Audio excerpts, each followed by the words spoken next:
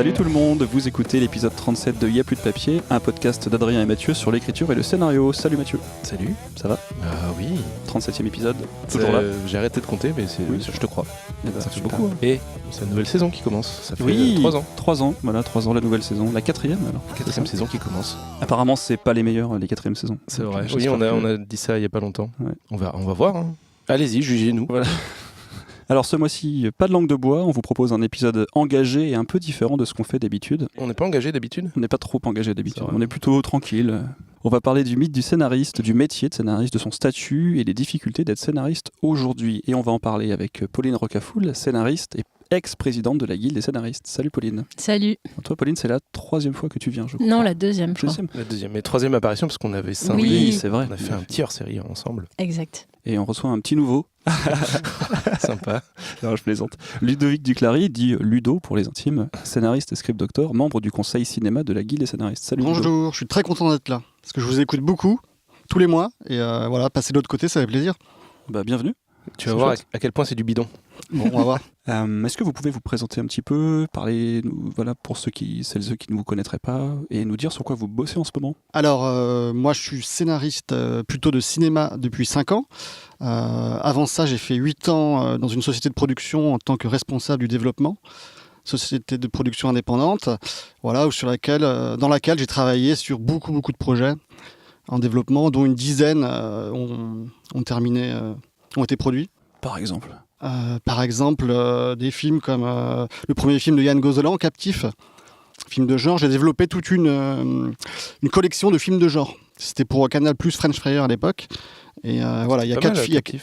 Ouais, c'était bien. Hein. Ça a lancé Yann Gozlan, qui est un des meilleurs réalisateurs de genre français. Voilà, donc j'ai fait ça pendant 8 ans et j'étais frustré parce que je voulais être scénariste en fait, et j'avais beaucoup de mal à me lancer parce que j'étais bien à mon poste dans une société de production, avec un salaire tous les mois, avec un bureau, avec mes notes de frais, etc. Donc c'était plutôt sympa, oui. Mais j'avais une grosse frustration parce que je voulais vraiment être scénariste. Donc j'ai attendu le plus tard possible pour me lancer, mais j'ai fini par me lancer il y a 5 ans. Voilà, et depuis, je fais partie de la grande famille des scénaristes de cinéma. Voilà, et je lutte pour continuer et pour faire aboutir des projets. Voilà. Très bien. Et au sein de la Guilde, que fais-tu ? Alors la Guilde, ça fait 1 an et demi que j'y suis, donc c'est assez récent finalement. Moi déjà, il y a un truc qui m'intéresse beaucoup dans le cinéma français, c'est essayer de défendre l'écriture et les scénaristes, et essayer de faire un peu émerger une culture du scénario, parce que je trouve qu'il y a un gros déficit de culture du scénario en France. Donc j'ai commencé, dès que je suis devenu scénariste, en fait, en parallèle, parce que en fait ça me passionne, j'ai commencé à essayer de beaucoup communiquer sur l'écriture, sur l'artisanat de l'écriture, voilà. Et j'ai notamment, je me suis investi dans une association qui s'appelle Lecteurs Anonymes, voilà, pour essayer un peu de parler, de développer la culture du scénario par ce biais-là, par le biais du script doctoring et de la lecture, voilà. Et au bout d'un moment, je me suis dit, tiens, mais il faut pousser un peu ça, donc je vais essayer de me rapprocher de la Guilde. Il y a sûrement des choses à faire à la Guilde, voilà, c'est un syndicat qui a plus de poids qu'une association, et voilà, et donc je suis arrivé à la Guilde il y a 1 an et demi, et tout de suite je me suis présenté pour être dans le conseil cinéma, pour essayer de faire bouger les choses. Moi, c'est ça qui m'intéresse, c'est essayer de faire des choses, de faire bouger les choses. Donc voilà, je suis depuis 1 an et demi dans le conseil. Qu'est-ce que tu appelles culture du scénario ? C'est faire reconnaître le scénario au grand public ? Par exemple, je vous donne un exemple de déficit de culture du scénario. L'année dernière, je suis allé faire une intervention dans une fac de ciné, je crois que c'est Paris 3, et à un moment, c'était sur le script doctoring et l'écriture, et à un moment, j'ai demandé aux étudiants, vous voulez tous il y a peut-être 200 étudiants dans l'amphi, vous voulez tous faire du cinéma, voilà, alors qui a lu un scénario professionnel entier ? Donc sur 200 personnes, il n'y a que 10 mains qui se lèvent, voilà. Donc c'est ça pour moi le déficit de culture de scénario en France. Dans une fac, je crois que c'était des 3e années, où tout le monde veut faire du cinéma, personne n'a lu le scénario. C'est en voyant des choses comme ça qu'on se dit qu'il y a vraiment un souci, quoi. Et voilà, donc la culture du scénario, après c'est très vaste, on pourrait approfondir après. Mais... Et toi Pauline, qui es-tu, que fais-tu ? Donc moi je suis scénariste. Alors la dernière fois que j'étais venue dans l'émission, j'avais à peu près cité 5-6 projets, à peu près la moitié s'était cassé la gueule ensuite, donc j'hésite. C'est toujours intéressant de savoir que tout n'aboutit pas. Ce serait de notre faute. Je suis assez superstitieuse. Non, je vais vous parler de ce qui s'est fini du coup. Bah, si tu veux, Donc ouais. j'ai un tournage qui s'est terminé d'un unitaire avec Sam Carman et Clémentine Salarié pour France 3. Ça peut ne pas sortir peut-être. Hein. C'est un unitaire en lien sur les migrants et la désertification des campagnes, donc sujet de société. Et j'ai une adaptation d'une série québécoise que j'ai faite avec Thomas Boulet et Aurélia Morelli, deux autres scénaristes, et qui est en tournage aussi avec notamment un casting assez varié TF1, dans Sport TF1, avec Clément Rémien, le comédien de Demain nous appartient, et puis François-Xavier de Maison et ça. Non, sinon, blague à part. Je travaille sur la série Plus belle la vie, au dialogue. Et je travaille également, je viens de commencer une série pour TF1 au poste de Dircol. C'est une série qui est créée par Nicolas Jean et Claire Cagny, une série fantastique. Voilà, Eh bien, que de choses. Ouais, sympa. Et pour les trucs qui vont pas se faire, Ça va, il y a quand même des choses qui se sont faites. Là, j'ai dit les trucs les plus sûrs. C'était quoi le ratio 50-50 au final, Ouais. Ludo, tu as parlé de syndicat pour parler de la guilde. Ouais. C'est quoi au final la guilde? C'est vraiment un syndicat comme les syndicats qu'on voit défiler dans la rue qu'on connaît? C'est quoi la différence? C'est quoi la guilde? La guilde, c'est un syndicat qui regroupe des scénaristes de cinéma, d'animation ou de télé et qui essaient de défendre leurs droits et d'agir sur le politique, sur l'institutionnel, voilà. Donc ça, c'est une partie du travail du syndicat. Et une deuxième partie, moi, c'est ça que j'ai un peu essayé de développer en arrivant à la guilde, c'est développer la partie plus culturelle où, pour moi, le combat politique ne va pas sans le combat culturel. Pour moi, il faut d'abord travailler le culturel, d'abord travailler les idées, d'abord construire un récit sur ce qu'on défend. Et une fois qu'on est visible et qu'on incarne une identité, là, on peut agir sur le politique. C'est cette deuxième partie, moi, que j'ai vraiment plus développée à la guilde. Parce qu'après, je suis pas très technique sur tout ce qui est politique, institutionnel, toutes les lois et tout. Je suis pas du bon du tout. Moi, je suis passionné par l'écriture et donc, en gros, j'ai envie qu'on en parle plus, que les scénaristes soient plus reconnus. Voilà, donc je pense que j'ai amené ça à la guilde. Je trouvais que la guilde n'était pas très visible en fait. Sur ce plan-là, mais tu fais des trucs super. Je ne sais pas si vous voyez les podcasts liés justement aux interviews de scénaristes, les premières pages de scénario. Je fais ta... Non, l'idée c'est que en fait, moi, je n'étais pas à la guilde avant. Les sorties cinéma aussi. Ouais. Et en fait, je me connaissais Pauline avant, et c'est un peu Pauline qui m'a initié un peu à la guilde. Et avant, je trouvais que la guilde n'était pas du tout visible, je savais pas trop ce que faisait la guilde, je savais que c'était un syndicat, une association de scénaristes télé plutôt, et j'arrivais pas, je trouve qu'ils n'existaient pas dans la culture en fait. Et du coup, quand Pauline m'a un peu invité à venir, je me suis dit, ok, je viens, par contre... moi, ce que je veux, c'est vraiment travailler sur la visibilité des scénaristes et sur cet aspect culturel. Voilà. Et maintenant, j'ai l'impression, en tout cas, les échos qu'on a, j'ai l'impression que la guilde est beaucoup plus visible depuis 2 ans, quoi. Depuis 1 ou 2 ans, on fait plein de choses. Moi, je pars du principe que pour diffuser un peu cette culture du scénario, il faut diffuser la parole des scénaristes, par exemple. Donc, je me suis dit, on n'entend pas les scénaristes parler. Donc, il faut faire... Ok, merci, sympa. Voilà, il y a vous aussi. Mais non, mais heureusement que vous êtes là. Voilà, heureusement que vous êtes là, parce qu'il y a quelques petits acteurs culturels comme ça disséminés, des associations qui font des choses vraiment bien, et notamment des podcasteurs comme vous. Vous faites vraiment partie de ce petit réseau sur la culture du scénario. Voilà, mais je me suis dit, c'est pas possible que la guilde, qui est censée incarner tous les scénaristes, les scénaristes professionnels, ne soit pas visible, qu'on ne l'entende pas. Donc je me suis dit, voilà, on va de l'intérieur essayer d'interviewer des scénaristes, faire des interviews très pro, et qui vont mettre en avant le fait que c'est un métier. C'est pas juste un statut d'auteur un peu vague. C'est pas qu'une souffrance. Voilà, c'est pas non plus qu'une souffrance, c'est aussi un plaisir. C'est essentiel ce que dit Ludo, c'est-à-dire pour être dans la revendication économique comme peut l'être la guilde, c'est-à-dire en défendant notamment la rémunération des scénaristes, il faut obligatoirement légitimer en même temps le métier et montrer le savoir-faire qui est le fait d'être un scénariste en fait. Si on travaille pas sur ça, on peut pas être dans une revendication économique, c'est impossible, les deux sont liés. Donc quand Ludo dit moi, quand j'arrive à la guilde, ce que je vais faire, c'est que régulièrement, je vais publier la première page d'un scénario. Ça permet de montrer que derrière un scénariste, effectivement, il y a un outil qui est le scénario et de quoi il est composé, de la colonne de gauche des descriptions, des dialogues, des intentions. On voit qu'il y a déjà des intentions de mise en scène, etc.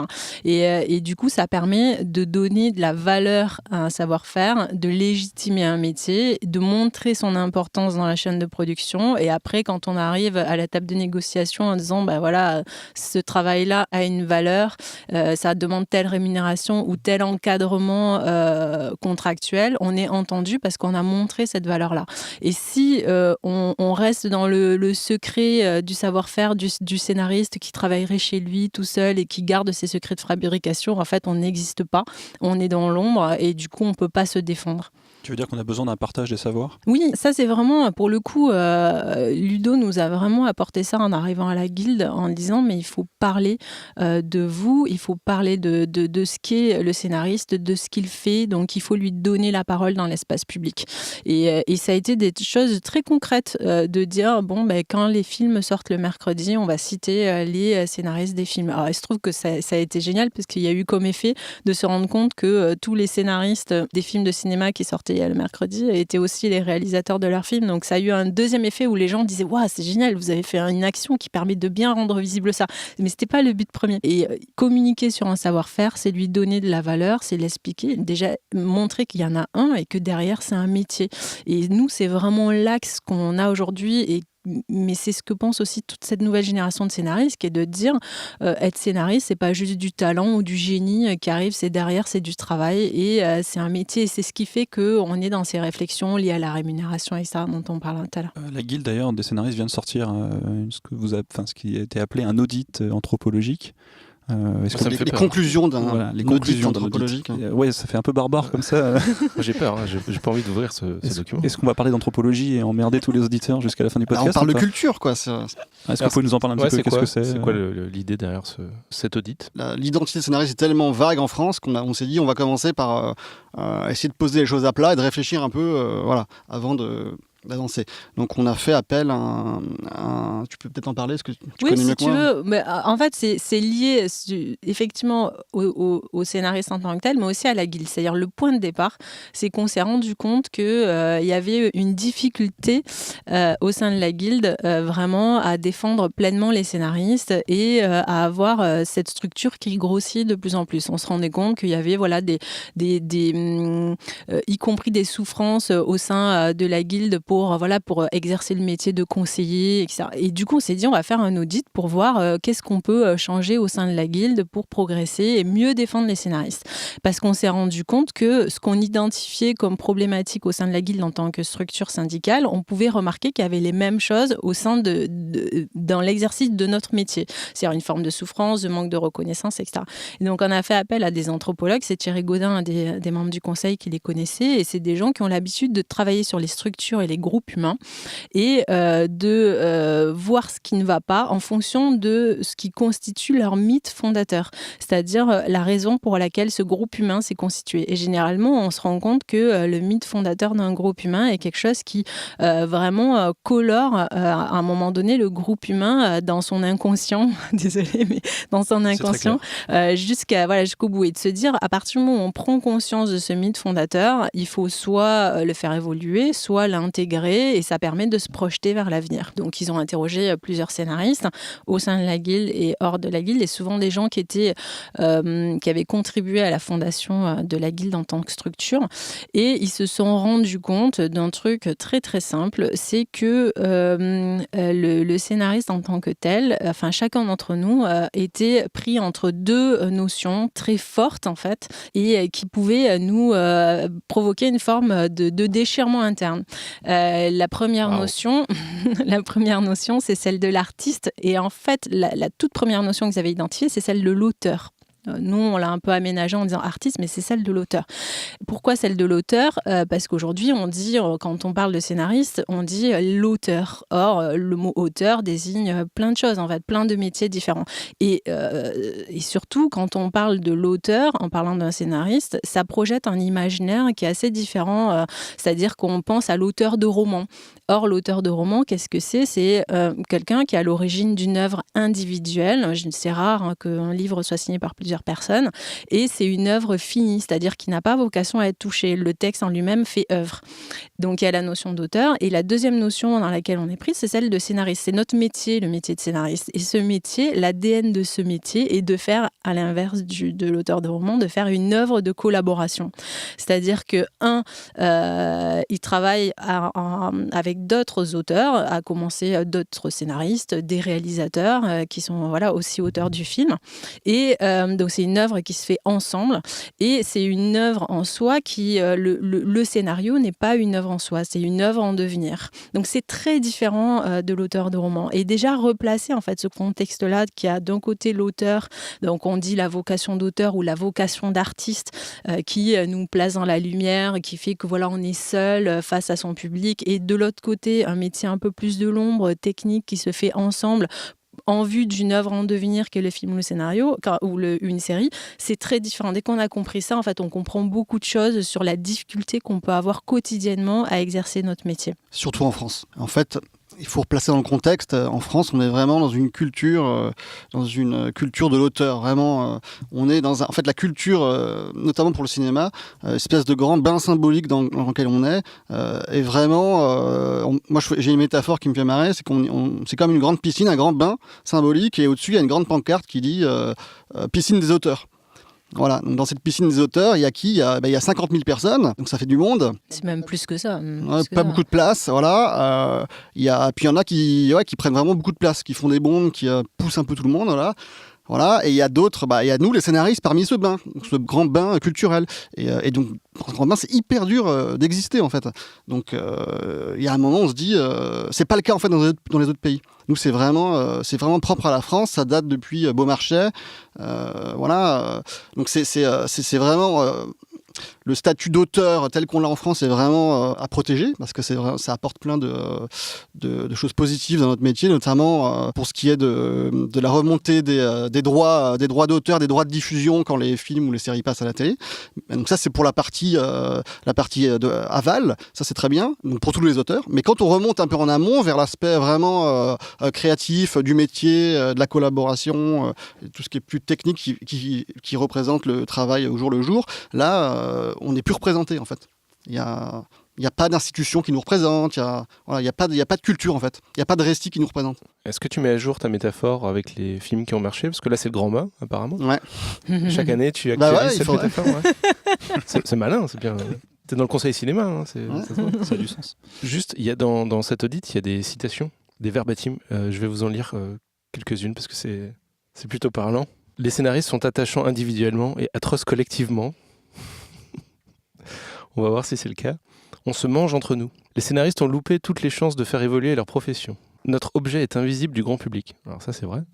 On en parlait, ouais. Et la guilde, c'est une confrérie professionnelle qui fait du bien quand on a beaucoup souffert. Bon, la souffrance, ça a l'air d'être quelque chose de voilà, récurrent. Il y a un truc récurrent quand même. Ça renvoie effectivement à la vocation de la guilde, pourquoi elle est là, pourquoi elle existe et à quoi elle sert. Ça a été tout l'objet de cet audit. Alors si les fondateurs de la guilde nous entendaient, ils diraient mais c'est très très clair. Or aujourd'hui, on se rend compte qu'il y a une forme de flottement et que ça nécessite vraiment de réaffirmer les choses, et ça passe par réaffirmer ce qu'est la spécificité du métier de scénariste, réaffirmer quelle est la vocation de la guilde véritablement. Et donc c'est un vrai travail pour le coup culturel en interne et en externe aussi. Et ça passe par, attention, quand on emploie le mot auteur, de quoi on parle ? Est-ce qu'on parle du statut d'auteur qui concerne énormément de gens, y compris des compositeurs ou des auteurs de romans ou de BD ? Ou est-ce qu'on parle d'un métier qui est celui du scénariste ou celui du réalisateur ? Et cette confusion sur ce mot-là, qui englobe plein de réalités, on pense qu'aujourd'hui, ça rend très difficile vraiment le fait de faire comprendre aux gens la spécificité de notre métier. Alors, revenons aux bases, parce qu'il y a des gens parmi nous qui ne sont pas du tout scénaristes, ni auteurs d'ailleurs. C'est quoi un scénariste au final ? C'est quoi son statut et c'est quoi sa rémunération ? T'en parlais un petit peu, Ludo, tout à l'heure. Alors un scénariste, il y a deux aspects dans le travail de scénariste. Il y a un aspect d'auteur, justement, d'artiste en fait. Quand on écrit un scénario, on parle de soi, on part de soi, on part de tout ce qu'on a vécu avant, on s'implique vraiment personnellement dans son histoire. Ça, c'est vraiment un aspect fondamental du métier. Donc effectivement, symboliquement, en plus en France, c'est très fort. Mais ça, moi, je veux vraiment qu'on défende ça, parce que quand j'écris un long métrage, même quand je suis en co-écriture avec un réalisateur, mais je mets vraiment toutes mes tripes dans le scénario. Je parle de moi, quoi. Donc c'est ça qui est dur souvent avec le réalisateur, c'est qu'il faut trouver la bonne personne avec qui on va réussir à fusionner un peu. Voilà, mais ça c'est vraiment pour l'aspect artistique, qui est un peu inné, qui est un peu mystérieux, qui vient de notre vécu. Et après, il y a l'aspect plus artisanal, qui là est vraiment lié au métier et au savoir-faire qu'on a appris en travaillant beaucoup, en ayant étudié la dramaturgie, en ayant lu beaucoup de scénarios, etc. Tout un savoir-faire qu'on peut appeler aussi la culture du métier de scénariste, qui commence à venir un peu en France, mais qui est très peu développé. Mais si on sort de France, par exemple si on va aux États-Unis, là on va avoir une culture du scénario énorme, avec des ouvrages sur le scénario partout, des podcasts, plein de choses quoi. Et du coup, voilà, cet aspect artisanal, c'est vraiment ce qui est spécifique au métier en fait. Et sur la Pauline, rémunération, sur la rémunération, les statuts aussi. Ouais, alors justement, c'est cette rémunération du scénariste, elle est en fait, la base de la rémunération du scénariste, c'est lié à la cession et à l'exploitation de ses droits. Sauf que lorsque nous, on écrit, aujourd'hui, on dit qu'on est dans une industrie un peu de commande, c'est-à-dire que voilà, on vient voir Ludo, on lui dit est-ce que tu peux écrire tel film ou telle série. Il faut vraiment produire beaucoup d'œuvres. Du coup, c'est très compliqué d'être juste dans cette logique de on te paiera lorsque ton œuvre sera exploitée. Du coup, la rémunération repose en grande partie sur ce qu'on appelle l'avance, c'est-à-dire qu'on donne une avance au scénariste sur l'exploitation de ses droits. Et c'est la rémunération qu'on peut connaître aujourd'hui et qui est devenue une enveloppe d'écriture, mais qui constitue véritablement une avance. Et normalement, lorsque l'œuvre commence à être exploitée et qu'elle est amortie, on touche pour le coup vraiment une rémunération liée à l'exploitation de nos droits. Tu veux dire que le producteur doit d'abord se rembourser ce qu'il t'a payé Exactement. avant de pouvoir te payer un peu plus ce qu'il te doit sur Et alors, heureusement, il y a la gestion collective et la SACD qui, elle, a un autre système, mais qui est quasiment basé sur ça, mais qui est en contact direct avec les chaînes et qui nous permet, pour le coup, d'avoir une rémunération, mais qui est liée à la gestion collective, mais qui correspond pareil à l'exploitation de ces droits. Ça pose plein de problèmes. Ça pose un vrai problème qui est que finalement, on n'est pas payé pour le travail qu'on fait en tant que tel. En fait, la rémunération du scénariste est liée à ce qu'on peut imaginer de ce que va produire comme rémunération l'œuvre une fois qu'elle sera exploitée.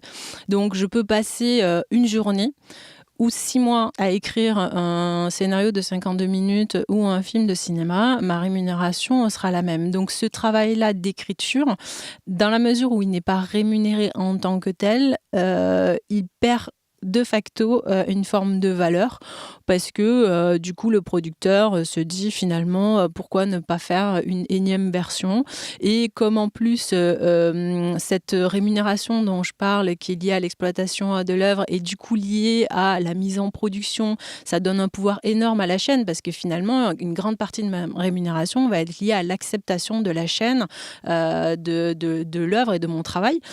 Du coup la chaîne se dit tant que j'ai pas accepté, je caricature, mais c'est un peu ça. Je tiens le scénariste, donc je vais aussi lui faire la énième version. Qu'est-ce qui m'en empêche ? De toute façon, ça me coûtera pareil. Et du coup, cette dévalorisation du travail en tant que tel du scénariste fait qu'on est dans une position de faiblesse et ça ne permet pas de favoriser ou de mettre en valeur le savoir-faire de scénariste parce que finalement, tout le monde se sent scénariste, à commencer par un producteur, un chargé de programme, parce que sa voisine ou sa cousine a lu le scénario et elle trouvait que quand même ça serait bien de changer le personnage principal de homme à femme, que ça serait mieux, enfin bon bref, et du coup le scénariste devient juste un simple exécutant et ça pose vraiment des problèmes pour la négociation ensuite. Et en termes de rémunération, moi je parle plutôt du cinéma parce que c'est ce que je connais, mais on va toucher, par exemple, sur les premiers films, on va toucher, je sais pas, peut-être 50 000 euros si le film se fait. Mais avant que la mise en production, on va toucher que, 12 000 euros. Donc on va être payé 12 000 euros finalement pour écrire un scénario. Et si le film se fait pas, on n'aura touché que 12 000 euros pour 1 ou 2 ans de travail. Et si le film se fait, là par contre on touche tout. Mais on touche que 20% du prix du scénario au cinéma. En télé, j'ai des amis qui me racontent c'est vraiment différent. Après, je pense que ça dépend des projets, etc. Et si le scénariste est connu. L'impact en télé, c'est pas tant sur la rémunération que sur ensuite la qualité éditoriale de la série, par exemple. Parce que lorsque vous êtes à votre énième version, tenir cette qualité ou ce point de vue d'auteur ou même ce qu'on projetait collectivement du projet, c'est très compliqué parce que à partir du moment où on a passé X temps sur un projet et que la chaîne demande à nouveau une modification, même si on se dit ça va dévaloriser le projet, on se dit bon bah tant pis. Et du coup, il peut y avoir une tendance à bâcler ou à se mettre au service d'eux. Et du coup, ce qu'on reproche en France à ne pas avoir ce point de vue qui est tenu de bout en bout de la chaîne de production, c'est lié en grande partie à ça. C'est-à-dire qu'à un moment donné, demander une modification nouvelle à un scénariste du texte ne coûte rien à personne. Au contraire, peut flatter l'ego. Et du coup, c'est la porte ouverte à tous les formes d'abus. Alors là, je parle de cas extrêmes parce que je pense qu'ensuite, il y a des producteurs qui protègent à un moment donné le projet, qui protègent les scénaristes et l'équipe autour et surtout qui a envie de faire une œuvre telle qu'ils l'ont imaginée au début et protège ça. Mais aujourd'hui, le droit ne protège pas. Et du coup, on est dans juste en fonction des personnes qui sont sur les projets qui permettent de protéger ou pas. C'est très compliqué. Bah voilà, on a pété l'ambiance. Du coup, quelles sont les conséquences concrètes de cette confusion entre symbolique et réel sur ce métier de scénariste ? Pauline. Il y a une première confusion. La première des conséquences, c'est que les scénaristes peuvent avoir du mal à encadrer l'exercice du métier parce que on assimile auteur, artiste avec la liberté de création et on se dit que si on met en place des règles d'écriture ou des pratiques contractuelles qui encadrent la manière d'écrire, on risque de brider ça. Et on est plus enclin à dire oui à chaque projet, sa façon de faire, etc. Et du coup, le prix à payer, c'est une désorganisation totale du métier et finalement, parfois une forme d'asservissement qui fait que, au contraire, l'effet pervers, c'est qu'on n'est plus du tout libre parce qu'on est tenu par cette fameuse acceptation de la chaîne, qu'on est corvéable à merci. Et donc, le prix à payer de cette vocation d'artiste et de ce mythe de l'artiste et de l'auteur, c'est finalement une forme de souffrance. Ludo. Pour parler du cinéma, ça pose aussi un souci dans la collaboration entre les scénaristes et les réalisateurs. Parce qu'il y a beaucoup de jeunes réalisateurs qui ont été élevés vraiment dans cette culture de l'artiste-auteur, donc qui est vraiment un atout pour la création française. Disons-le, un héritage de la nouvelle vague. La nouvelle vague, voilà. C'est ce qu'on apprend à l'école de cinéma. Moi, j'ai souvenir d'avoir étudié au cinéma André Bazin, qu'est-ce que le cinéma, le fait que la caméra est comme un stylo, c'est la caméra stylo. Ouais. On crée avec un stylo sur le tournage. Il y a un verbatim dans l'audit qui parle de ça, c'est quand le scénario devient œuvre, c'est qu'il est mis en scène grâce au réalisateur. Ouais. Et donc, moi, j'ai été élevé là-dedans. Et voilà. Donc, en gros, tous les jeunes, surtout les jeunes auteurs, scénaristes, réalisateurs, sont élevés là-dedans. Et quand on arrive, par exemple, un scénariste qui a plus de bouteilles arrive avec un jeune auteur, ça peut poser des problèmes parce que le jeune auteur n'a pas les codes, n'a pas toutes ces techniques et tout ce travail artisanal, il ne connaît pas vraiment. Et du coup, on ne parle pas le même langage. Et souvent, les jeunes auteurs vont être un peu perdus. Et jeunes scénaristes, les jeunes réalisateurs. Les jeunes réalisateurs vont être un peu perdus face à ça. Et comme on les a élevés dans le mythe du grand artiste qui doit créer son œuvre personnelle, il peut y avoir une défiance en fait. Et du coup, ça peut créer ça peut rendre difficile de former des duos réalisateurs-scénaristes parce que les réalisateurs vont pas spécialement faire confiance parfois aux scénaristes. Alors que parfois ça se passe très bien. Moi, par exemple, le dernier film que j'ai écrit là, c'est un réalisateur qui est venu me chercher. Et donc moi je m'expose beaucoup sur les réseaux sociaux parce que j'adore parler de l'artisanat. Et il est venu me chercher pour ça. Il m'a dit mais écoute, ça fait 2 ans que je te suis sur Facebook. Franchement, j'adore ce que tu mets sur le scénario, sur la collaboration, sur l'artisanat. C'est exactement ce que je pense. En fait, c'est un monteur par ailleurs. Et voilà, il est venu me chercher pour ça. Et du coup, on a tout de suite connecté. Il n'y avait pas de défiance en disant, j'avais pas en face quelqu'un qui était dans une posture d'auteur, à peu parler, parce qu'en fait, il sait pas vraiment de quoi je parle en fait. Et donc là, il y a vraiment un travail de collaboration qui s'est mis en œuvre et on a écrit extrêmement vite. En 1 an, on a le projet. Le projet est super structuré et le financement marche plutôt bien. Donc ça marche en fait. Pauline. Mais ça crée des difficultés dans la collaboration, cette confusion-là, mais ça peut aussi créer de la souffrance chez le réalisateur. Parce Exactement. que quand on l'a élevé dans le mythe du réalisateur-auteur, du coup, il se sent obligé de savoir écrire un film, ce qui n'est pas tout le temps le cas. Exactement. Et parfois, ils n'en ont pas envie. Ils ont envie juste d'exercer leur métier de réalisateur. Et du coup, on crée une forme de souffrance où on demande au réalisateur de savoir occuper tous les postes. Là où aux États-Unis, il ne se pose pas ce problème.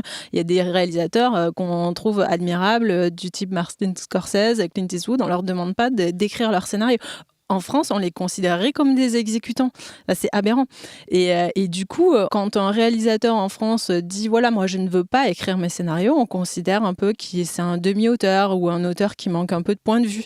Et on a aussi la même chose, c'est le scénariste. Et quand on se rend compte qu'il n'a pas envie de réaliser, ce qui est quand même étonnant. Enfin, on ne comprend pas. Tu es scénariste, tu n'as pas envie de réaliser, c'est-à-dire de prendre le pouvoir. En gros, tu manques d'ambition. Ouais. C'est qui le « on » dans ces affirmations? Pour moi, c'est le système, c'est-à-dire qu'il y a vraiment quelque chose de systémique qui est organisé, une logique un peu que moi j'appelle top-down, où à un moment donné, on décrète la création, on décrète la façon dont ça doit fonctionner, et tout cela conditionne l'attribution d'aides ou de subventions, là où en fait le métier s'exerce sur le terrain totalement différemment.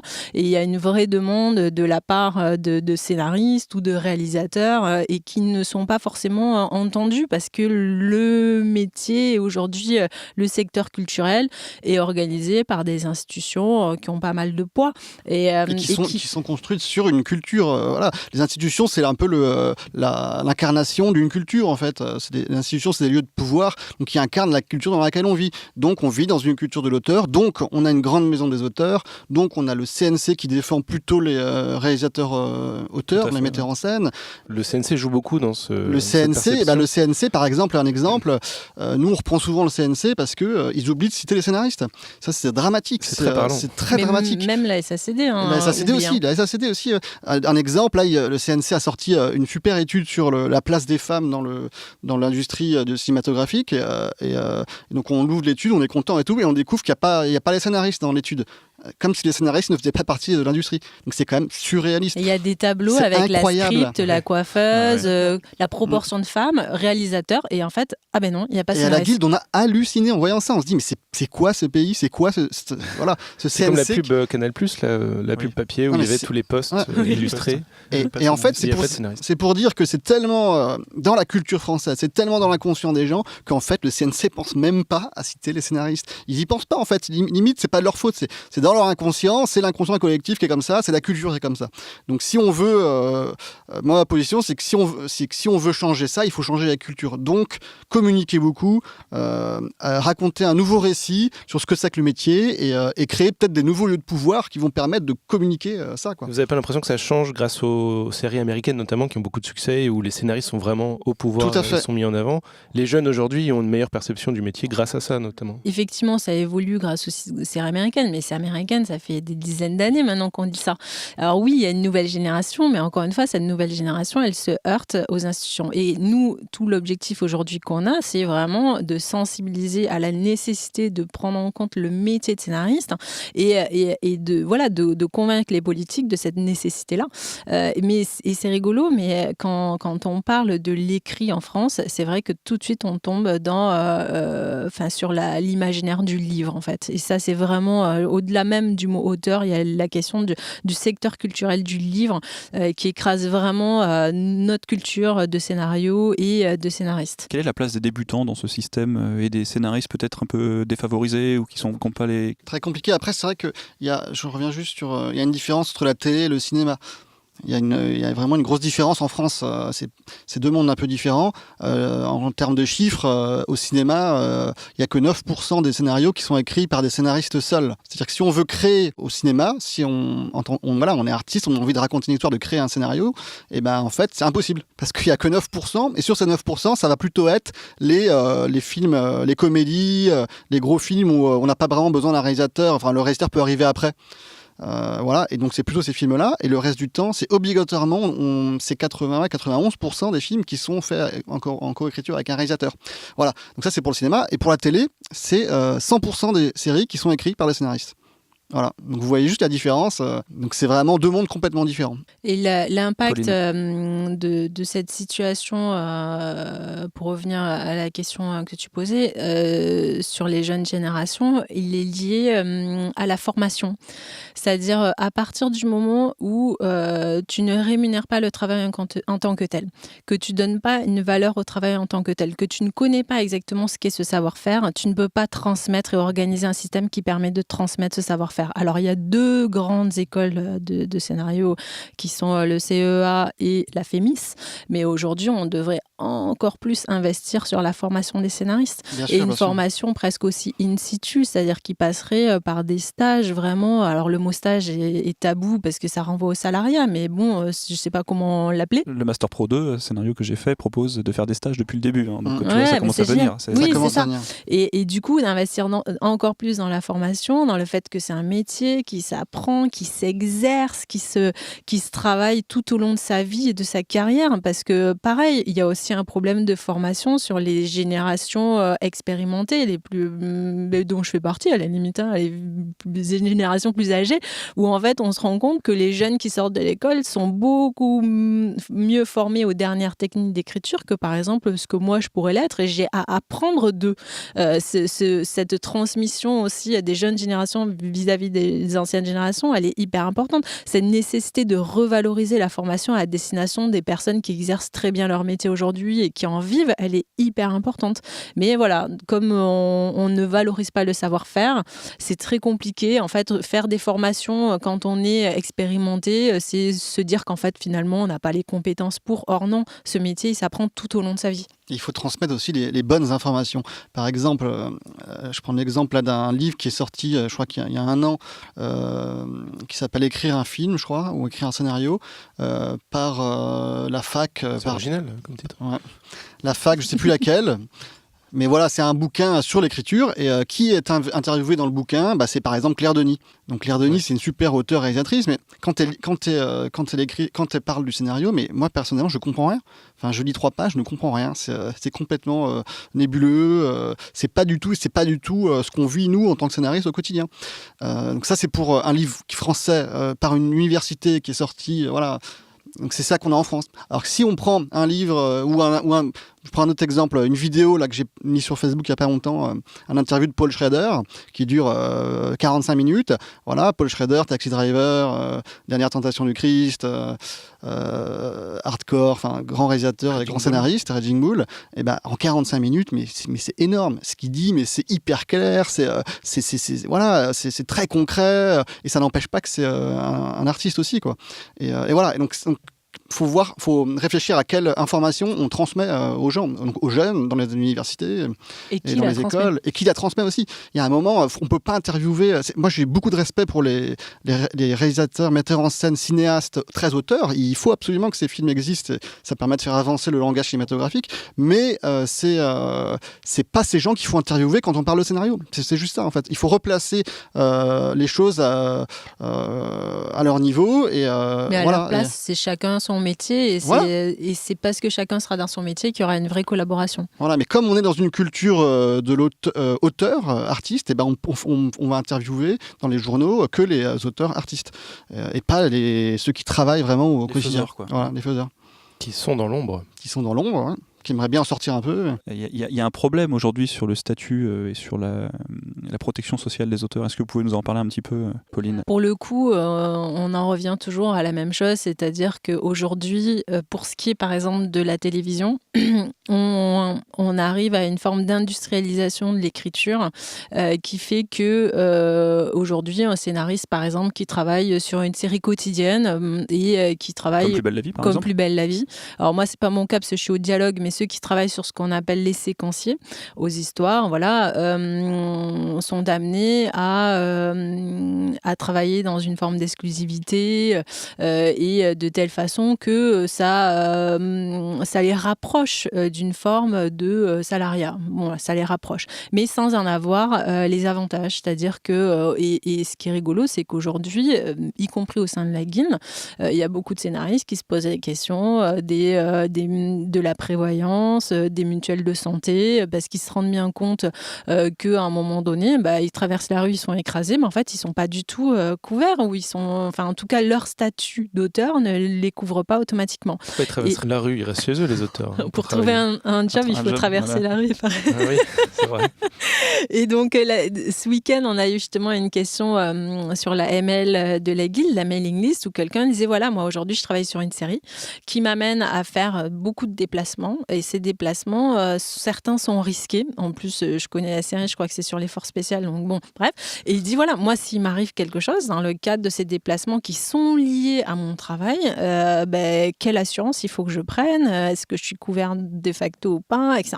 Et donc, on sent qu'il y a un vrai souci aujourd'hui, parce que le fait de dire que scénariste est un métier, à un moment donné, la liberté de créer, la liberté de faire ce qu'on veut, c'est intéressant, et on peut accepter d'être... il y a un prix à payer pour cette liberté-là. Mais au final, quand on se retrouve avec des contraintes qui sont des contraintes de recherche, des contraintes de travail dans un lieu en particulier, finalement, on n'a pas cette liberté de l'artiste. Enfin, là, on a la liberté de créer, mais en gros, on est quand même dans un métier avec un cadre. Et qu'est-ce qu'on invente pour protéger ce cadre-là? Parce que clairement, on ne peut pas être des salariés. Ça n'a rien à voir avec notre statut, parce qu'en plus, on peut avoir plusieurs employeurs. C'est pas la question. Mais à un moment donné, quel est le cadre social qui fait qu'on est protégé? Ce serait quoi la réponse à ça? Moi, je pense qu'il y a quelque chose à inventer, franchement, tout simplement. C'est-à-dire Un que... nouveau contrat? Non, je sais pas, un statut en tout cas, ou un cadre social, juridique, qui permettrait de prendre en compte la spécificité du métier de scénariste. Moi, quand j'entends ah oui, mais telle chose, c'est pas possible parce que les URSSAF ou les AGSA, etc. Je dis ok, c'est pas possible, mais à un moment donné, notre métier l'exige. Notre métier exige de pouvoir rémunérer tel acte qui effectivement ne donne pas droit à des droits d'auteur, mais sauf que cet acte-là, il est fait régulièrement, cet acte d'écriture. Du coup, qu'est-ce qu'on fait? Donc, si ça n'existe pas, pourquoi on ne se mettrait pas tous autour de la table et se dire, OK, on va créer quelque chose qui permet de les rémunérer de façon légale? Oui, c'est au droit de s'adapter et pas l'inverse, en fait. Oui, c'est ça. C'est au droit de s'adapter et pas l'inverse, d'autant plus que la réalité du terrain a véritablement changé la donne. Aujourd'hui, les choses, notre métier a évolué. On travaille de plus en plus, l'écriture collective est de plus en plus en expansion. Et à un moment donné, si les cadres juridiques n'existent pas, il faut arriver à les proposer, à les inventer. On pense que c'est extrêmement nécessaire parce que en fait, les plateformes numériques aujourd'hui, les Américains notamment, ils arrivent en France avec leur méthode d'écriture et ils comprennent pas en fait que nous, on n'arrive pas à produire plus de 6 épisodes en un an. Ils disent mais on comprend pas, aux États-Unis ça se passe comme ça, donc vous allez le faire quand même. Et du coup, ça place tout le monde dans une forme de panique de se dire finalement, on n'a pas ce cadre juridique qui permet de protéger les scénaristes, on n'a pas ces règles d'écriture qui permettent d'écrire vite. Et du coup, aujourd'hui, on se retrouve dans une situation où les plateformes numériques, quand même, révèlent une forme de désorganisation du métier à tous les niveaux. Et les accords qui sont faits aux États-Unis entre la Writers Guild et les studios, les networks, il y a moins de sorties de route qu'en France avec les accords qu'on peut avoir en télé. Nous, il y a très peu d'accords pour le coup. Voilà, déjà, il y en a peu et ils ne sont pas tout le temps super respectés. Et ce n'est pas les mêmes conséquences pour ceux qui ne les respectent pas aussi. Oui, il n'y a pas de conséquences. Nous, c'est plutôt la SACD jusqu'à aujourd'hui qui gère, il me semble, tous les accords qu'il y a avec les diffuseurs, etc. Les accords de distribution des droits, mais sur la question de l'organisation de l'écriture, pour le coup, ça c'est le rôle du syndicat. Et aux États-Unis, c'est la guilde américaine qui gère ça, mais c'est monstrueux les accords en fait. C'est 3 annuaires empilés, l'équivalent de 3 annuaires empilés. Et tout est hyper réglementé, hyper encadré, mais ça donne des droits, mais aussi des devoirs aux scénaristes. C'est-à-dire, vous n'avez pas le droit de travailler avec tel producteur ou telle plateforme qui ne respecterait pas ces accords-là. Vous n'avez pas le droit de faire ci. Alors après, il y a des droits, bien sûr. Mais nous, en France, on est très, très loin de cette culture-là pour toutes les raisons que je vous ai expliquées. Et le problème, c'est que quand les plateformes numériques, elles arrivent en France, mais c'est le Far West. C'est-à-dire, vraiment, tout est permis, quoi. Et du coup, aussi tous les abus. Et le scénariste est isolé, en fait, dans le cadre de cette relation contractuelle des plateformes. Alors, du coup, c'est le rôle de la guilde de réfléchir à un encadrement contractuel. Le seul problème, c'est qu'à un moment donné, on fait avec ce qu'on peut, qu'on a les moyens juste d'employer un juriste au sein de la guilde et que c'est très compliqué quand en face les producteurs en ont 4 ou 5 et de pouvoir rivaliser et de négocier.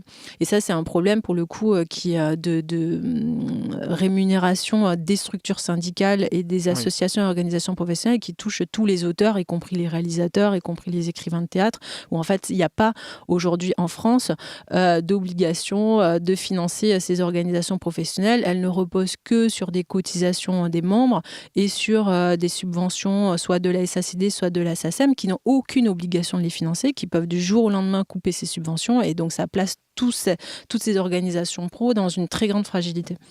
À l'image du métier qu'ils défendent. Exactement. Non, mais juste un exemple, les réalisateurs français aujourd'hui de télévision ont les moyens, du fait de leur cotisation et de la faible subvention qu'ils reçoivent de la SACD, ont juste le moyen d'employer quelqu'un à temps partiel. Ils ont un salarié. Aujourd'hui, les réalisateurs français de télé sont défendus par un salarié à temps partiel. Voilà. C'est quand même, moi je trouve ça hallucinant. Et ce qui est fou, c'est que notre secteur culturel est justement dérégulé. Vraiment, ça repose que sur la négociation d'accords interprofessionnels. Et aujourd'hui, il n'y a aucune organisation du financement de ces organisations professionnelles d'auteurs. On mise trop sur les sociétés d'auteurs telles que la SACEM, la SACD, mais pour toutes les raisons qu'on a énoncées, à un moment donné, elles sont extrêmement fortes pour gérer, collecter et redistribuer les droits d'auteur, mais pour ce qui est de s'occuper des métiers en tant que tels, c'est-à-dire tout ce qui concerne l'amont, ce n'est pas de leur ressort et franchement, il est plus qu'urgent d'organiser un financement de ces organisations professionnelles. Sinon, on va au crash directement, on n'arrivera pas à se défendre. Très bien, je suis plein d'espoir. Nous aussi. Parlons d'argent. Parlons d'argent, Mathieu. T'as bien parlé d'argent. Ben, j'en ai pas, c'est pour ça. C'est pour ça. Ça me fait rêver. On a l'impression, en tout cas, qu'elles sont plus faibles, les rémunérations, depuis quelques années. Est-ce que vous pouvez nous en parler, chers amis ? Peut-être dans le cinéma, tu me disais... En cinéma... il y a plein de pognon. Ils sont tous riches. Il y a très peu d'argent et les rémunérations sont très faibles. En tout cas, pour tous les nouveaux entrants, les jeunes scénaristes, c'est vraiment sous-payé. En fait, les producteurs indépendants, après, il y a beaucoup de jeunes producteurs indépendants qui n'ont pas beaucoup d'argent non plus. C'est une prise de risque de payer les développements. Donc voilà, mais il y a très très peu d'argent en amont vraiment pour la création. Et donc c'est hyper dur pour les jeunes de démarrer parce que tant qu'on n'a pas un film qui s'est fait, comme je l'ai dit tout à l'heure, l'argent tombe vraiment à la fin. Quand on touche que 20% du montant, si le film se fait pas, c'est juste pas possible, quoi. Donc tant qu'on n'a pas un premier film qui s'est fait, c'est extrêmement difficile. Et ce premier film, ça met beaucoup de temps à se faire, c'est extrêmement compliqué. Déjà, quand on est scénariste, il faut trouver un réalisateur avec qui travailler, parce que seul, au cinéma, vous pouvez pas, comme on l'a dit tout à l'heure, on pouvait pas écrire un long métrage, quoi. On pouvait pas écrire on spec un long métrage et ensuite, une fois qu'il est écrit, comme Taxi Driver, par exemple, vous pouvez pas écrire Taxi Driver et aller chercher un réalisateur pour le faire. En France, c'est impossible, ça ne pourrait pas arriver. Vous devez trouver un réalisateur en premier. Donc quand on est jeune, c'est extrêmement compliqué, il y a ça à faire. Et ensuite il faut... C'est le producteur aussi qui aide à trouver le réalisateur. On peut trouver un producteur. Sauf que souvent, ça se fait plutôt... Enfin, moi, c'est mon expérience, je parle de mon expérience, ça se fait... c'est compliqué d'avoir une relation, de trouver la bonne personne avec qui travailler. Et c'est une relation qui va se faire... de manière informelle et amicale et en croisant les gens et en discutant beaucoup. Moi, j'ai eu que des mauvaises expériences quand on est passé par le producteur, quand c'est le producteur qui présente un scénariste à un réal. Moi, ça n'a pas marché. Après, moi, c'est vraiment parce que je suis pas encore un gros scénariste qui a fait des succès, quoi. Après, c'est différent, mais... Encore, laisse-toi le temps, ça va venir. On s'accroche. Mais pour les jeunes, c'est extrêmement compliqué. Le ticket d'entrée est hors de prix. C'est quasiment... Enfin, c'est hyper dur de... Faut le dire, c'est vraiment très très dur. Donc c'est pour ça aussi qu'on dit que c'est un métier de nantis, quoi, de bourgeois, quoi. C'est-à-dire qu'il faut... moi, j'ai plein d'amis scénaristes qui tiennent parce que, voilà, ils ont eu un héritage ou ils ont un appartement à Paris et ça permet de tenir 5, 6, 7 ans, 8 ans avant que le film se fasse.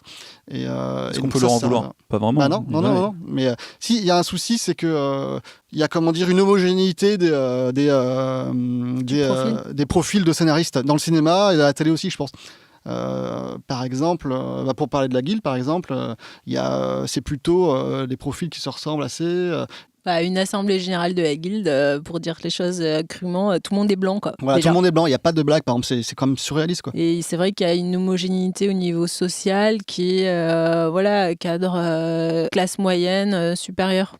Et donc, pareil, si on veut renouveler la culture, il faudrait trouver un moyen d'intégrer des gens d'autres milieux, voilà, pour changer un peu la création. C'est parce que le métier de scénariste, les contraintes qu'il a imposent d'avoir quelque chose derrière pour.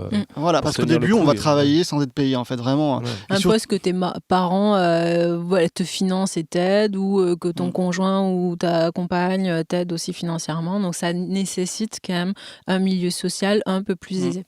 Et je prends un exemple. Quand on vend un synopsis dans le cinéma, franchement, avant de le vendre, il faut un boulot de fou, quoi. C'est-à-dire que vous avez déjà la structure, vous avez la vision du film, vous avez mon expérience en tant que responsable du développement d'une boîte de prod et les scénaristes, c'est qu'en fait, généralement, on achète, le producteur s'engage sur 10 pages. Donc sur 10 pages, c'est-à-dire qu'en fait ça rassure beaucoup parce qu'il y a tout en fait finalement, il y a tout. Donc c'est beaucoup 10 pages. Voilà, donc 10 bonnes pages. Faut pas croire quand on démarre que un producteur va juste acheter un pitch et va nous donner de l'argent pour développer ce pitch sur une histoire de 10, même rien qu'un synopsis de 10 pages. Donc voilà, donc en gros, c'est vraiment au début on travaille gratuit et puis, pourquoi en fait ? Pourquoi ? C'est une peur du producteur, c'est une question d'argent. Pourquoi il n'y a pas cette volonté d'investir dans une histoire en fait ? Parce que les producteurs font pas confiance tant qu'ils n'ont pas vu quelque chose qui a été fait avant. Et en plus, il y a un autre problème, c'est que comme on est dans cette culture auteur, enfin moi c'est mon expérience dans une boîte indépendante, c'est qu'on va souvent mettre on va faire plus confiance à quelqu'un qui a cette image d'auteur réalisateur. Et même s'il ne sait pas du tout écrire, on s'en fout, on va mettre de l'argent pour. On s'en fout, il fait des images. Non, mais pour ce talent, cette personnalité. On paye la personnalité de moi des fois j'hallucinais du fait que voilà, on va faire venir quelqu'un qui est pas du tout dans le cinéma mais qui a écrit un roman sympa voilà, parce que on se dit c'est un artiste et voilà, capitalise sur son image en fait. Oui, voilà, c'est ça en fait qui est valorisé. Et par contre un scénariste, on va jamais donner d'argent à un scénariste pour démarrer parce que on va se dire c'est pas vraiment un auteur. Et d'ailleurs on le voit au CNC, les présidents de commissions qui attribuent des aides, où les membres de ces commissions c'est souvent soit des auteurs de romans, soit des éditeurs. Ouais. C'est rigolo. Le président de l'avance sur recette, c'est souvent des éditeurs. C'est des gens qui viennent du roman. Ça n'a rien à voir. Ouais. Il y a un truc qui ressort dans ce que tu dis, c'est que le scénariste, il produit un document qui ne va jamais sortir, qui va se transformer en autre chose. Le réalisateur, lui, il va faire des images. Le romancier, il va sortir un livre. Enfin, il y a toujours quelque chose au bout, sauf pour le scénariste. Et c'est peut-être ça, ça joue. Oui, ça joue parce que on n'a pas d'objet d'incarnation de la création. À moins de se démarquer par d'autres moyens. Toi, tu dis on t'a repéré pour ton côté engagé et cette volonté de vouloir faire émerger une culture. Voilà. C'est comme le fait de diffuser des scénarios et ça donne une existence, ça incarne ce qu'on fait, quoi. Ce qui ne veut pas dire qu'on cherche de la reconnaissance à travers la diffusion de ce scénario, mais se dire voilà, ça existe, c'est une étape. Rien que ça, c'est basique, c'est symbolique. C'est vraiment aux États-Unis, tous les scénarios sont disponibles sur Internet. Aux Oscars, tous les scénarios, on peut les lire, voilà. Et en France, ça n'existait pas, mais ça commence maintenant à changer parce que justement, il y a une culture qui émerge. Et nous, justement, avec la Guilde, on veut accompagner ça. Par exemple, les lecteurs anonymes, l'association de script docteurs et de lecteurs, là, on récupérait pas mal des scénarios qui étaient nommés au César et les ont sortis. Et c'était super, quoi. Ça marche hyper bien. Tout le monde les lit. Enfin, on parlait d'argent. Il y a notamment l'Observatoire des contrats audiovisuels de la SACD qui est intéressant à décortiquer et qui reprend beaucoup de données sur justement télévision, sur les sur contrats. La rémunération. En télé, en cinéma, dans l'animation. Oui. Et en télévision, Pauline, la rémunération n'est pas la même qu'en cinéma. Non, c'est pas la même. Donc effectivement, souvent les auteurs télé se moquent de ceux qui font du cinéma parce qu'ils sont pas bien payés, alors que c'est mieux. C'est fou, la différence est incroyable. En télé, on est beaucoup mieux payé parce que pour le coup, on est payé très rapidement au moment de l'écriture. Dès qu'on commence, c'est très rare. Enfin, ça n'existe pas d'écrire un scénario de 52 minutes on spec, c'est-à-dire sans être rémunéré. On est rémunéré dès les premières pages. Maintenant, pour autant, il y a une baisse de la rémunération, mais pas en volume en fait, c'est de façon relative. C'est-à-dire qu'en gros, les budgets d'écriture n'ont pas pris en compte l'écriture collective. C'est-à-dire qu'en gros, un 52 minutes, avant, il y avait une personne qui l'écrivait, et puis elle prenait un peu son temps, et elle touchait sa belle enveloppe d'écriture, de budget lié à l'écriture de 52 minutes. Et aujourd'hui... Tu veux dire qu'il faisait son artiste ? Il faisait son artiste. Et aujourd'hui, c'est autre chose. Il y a un rythme qu'il faut tenir, et on est plusieurs à écrire, et du coup, cet cette enveloppe, elle est partagée entre toutes les personnes qui interviennent, avec en plus une hiérarchie entre les scénaristes, etc. Et donc l'enveloppe d'écriture étant la même, de façon relative, le scénariste qui va écrire les premiers jets, les premières versions, va être moins bien payé. Or, on s'est tous dit tout à l'heure, quand on écrit le synopsis ou la première version du séquencier ou du dialogué, on a quasiment fait un énorme travail. Et voilà. Et du coup, voilà, ça peut baisser à ce niveau-là parce que l'industrie n'a pas pris en compte l'émergence d'écriture collective. Et ça baisse aussi du côté des droits d'auteur parce qu'on voit bien que les chaînes traditionnelles type France Télévisions, TF1 peuvent connaître une forme de difficulté, que France Télévisions, il y a quand même une perspective de baisse de chiffre d'affaires et que l'enveloppe de droits que collecte la SACD et qu'elle redistribue correspond à un pourcentage qui est appliqué sur le chiffre d'affaires de ces chaînes et que si le chiffre d'affaires baisse, de facto, il y a moins d'argent à redistribuer. Et par ailleurs, la troisième source de financement qui est les remontées de recettes en gestion individuelle du côté des producteurs. De la même façon, le marché international, ce qui n'est même pas un marché sur lequel les Français sont les plus forts. Par ailleurs, il est parfois très compliqué de voir revenir ces remontées de recettes parce que les producteurs n'ont pas intérêt à trop vite les faire remonter et pouvoir nous les redistribuer. Et du coup, voilà, cette concurrence-là internationale fait qu'aussi, on n'a pas vraiment de perspective à ce niveau-là. Dans ce que vous dites, en fait, il y a moins d'argent à distribuer entre plus de gens et dans un temps plus court. C'est exactement ça. Est-ce qu'on va pas finir par tous écrire de la merde comme ça? Non mais sérieusement. Non, ou tous en burn-out, moi je pense. Est-ce que ça pousse pas justement au burn-out, à rendre vite des textes bâclés? Est-ce que ça va pas un peu niveler tout ça par le bas, la qualité de ce qu'on produit? Vu leur tête, j'ai l'impression que oui. Je pense que c'est déjà le cas. Non, mais c'est vrai qu'il y a quand même cette situation-là où on se rend compte que... C'est l'intérêt de personne en plus qu'on fasse de la merde. Oui, mais au-delà de ça, c'est la concurrence des contenus. C'est-à-dire qu'à une époque, dans les années 90, il suffisait que quelqu'un qui avait l'autorité appelle TF1 et lui dise maintenant ça suffit de diffuser la fiction américaine, il faut produire français. Et à la limite, si TF1 acceptait, on ne diffusait plus de la fiction américaine. Aujourd'hui, les plateformes, elles en ont rien à faire. Il n'y a plus de frontières. C'est-à-dire qu'à un moment donné, elles arrivent sur le marché français et elles diffusent des œuvres étrangères, donc américaines ou venues d'autres pays. Et donc nos programmes français sont en concurrence directe avec des programmes américains. Il n'y a plus de protectionnisme finalement sur ces œuvres-là. Et donc, c'est cruel, c'est-à-dire à un moment donné, si l'œuvre elle est bonne et qu'elle peut rivaliser avec les œuvres américaines, tant mieux. Et du coup, si c'est pas bon, on va choisir la série qui nous plaît et qui nous fait rêver. Et ça sera pas forcément français. Et donc là, cette concurrence-là, elle est dramatique. Et c'est ce que tout à l'heure j'expliquais que ça pouvait être l'arrivée des plateformes, pouvait être un révélateur des organisations du métier. Alors l'avantage, et si on voit les choses de façon positive, c'est que ça pousse tout le monde aujourd'hui à agir et on se rend bien compte que il y a eu de tout temps des révolutions technologiques avec l'arrivée de la TNT, aujourd'hui des plateformes numériques et qu'au final les institutions, les politiques se rendent compte que qu'est-ce qui fait le nerf de la guerre, c'est quand même la bonne histoire qu'on va trouver. Et comme dans toute industrie, à partir du moment où on innove sur une idée, ce qui compte, c'est ensuite de la mettre en application le plus vite possible. Dans le monde des startups, on dit l'idée c'est 1%, l'exécution 99%. Donc tu peux parler de ton idée, personne ne te la piquera. Par contre, la difficulté, ça sera de la mettre en application le plus vite possible et de la meilleure façon pour que ça ait la meilleure qualité. Et donc aujourd'hui, on se rend bien compte de ça. Et ça vaut aussi presque aussi pour le cinéma, qui est de qui va avoir la bonne idée, quel scénariste va avoir la bonne idée. Donc aujourd'hui, on se rend bien compte qu'il faut se mettre à la recherche des talents, des scénaristes talentueux qui sont capables d'avoir la bonne idée. Et il faut réussir à organiser le métier et l'écriture de façon à ce que cette idée soit le plus rapidement possible et de la meilleure des façons à l'écran. Il faut essayer de faire des films qui puissent être, concurrents avec les pays étrangers, avec les Américains. Essayer de faire des films, qui cherchent un peu le public aussi. Ça ne veut pas dire qu'on enlève la qualité artistique des films, mais il faut essayer d'aller, sur des genres par exemple, des films de genre qu'on ne va pas spécialement faire par culture en France, mais il faut essayer d'aller un peu dans ces domaines-là. Là, je prends l'exemple, par exemple, Le Chant du Loup, qui est sorti il n'y a pas longtemps, un film de sous-marin.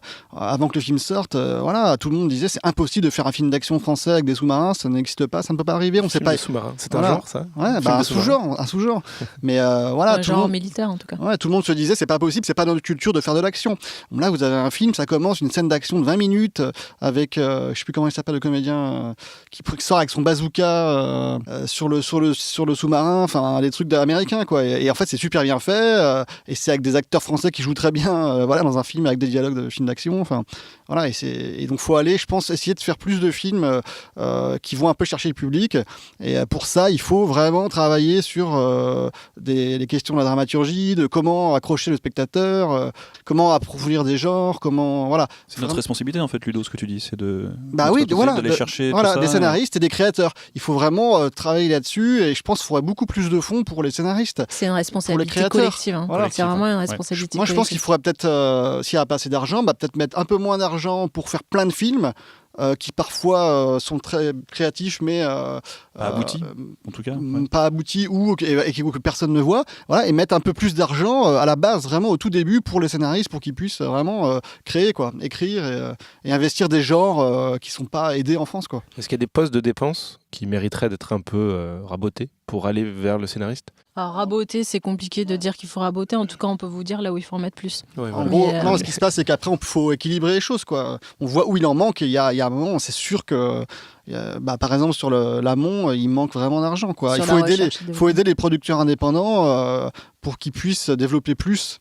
De scénarios, qu'il y ait plus de scénarios en développement et peut-être moins qui se feront au final, mais le même nombre qui se feront au final, mais il y aura plus de développement quoi. Il faut aussi développer la culture du risque, mais en expliquant bien ce que c'est, parce que jusqu'à présent, quand on parlait aux chaînes, on leur disait il faut prendre des risques. Eux, ils avaient l'impression qu'on leur demandait de faire justement des œuvres qui vont être vues juste par quelques personnes et d'être audacieux pour eux sur le plan artistique. C'était justement de faire quelque chose qui n'allait être pas vu. Et ce qui est assez étonnant, parce qu'on est dans un métier de création aux États-Unis ou dans le monde anglo-saxon, on dit business content. Donc en gros, on fait une industrie du contenu. Donc il y a un mot un peu tabou, le mot contenu en France, mais c'est quand même ça.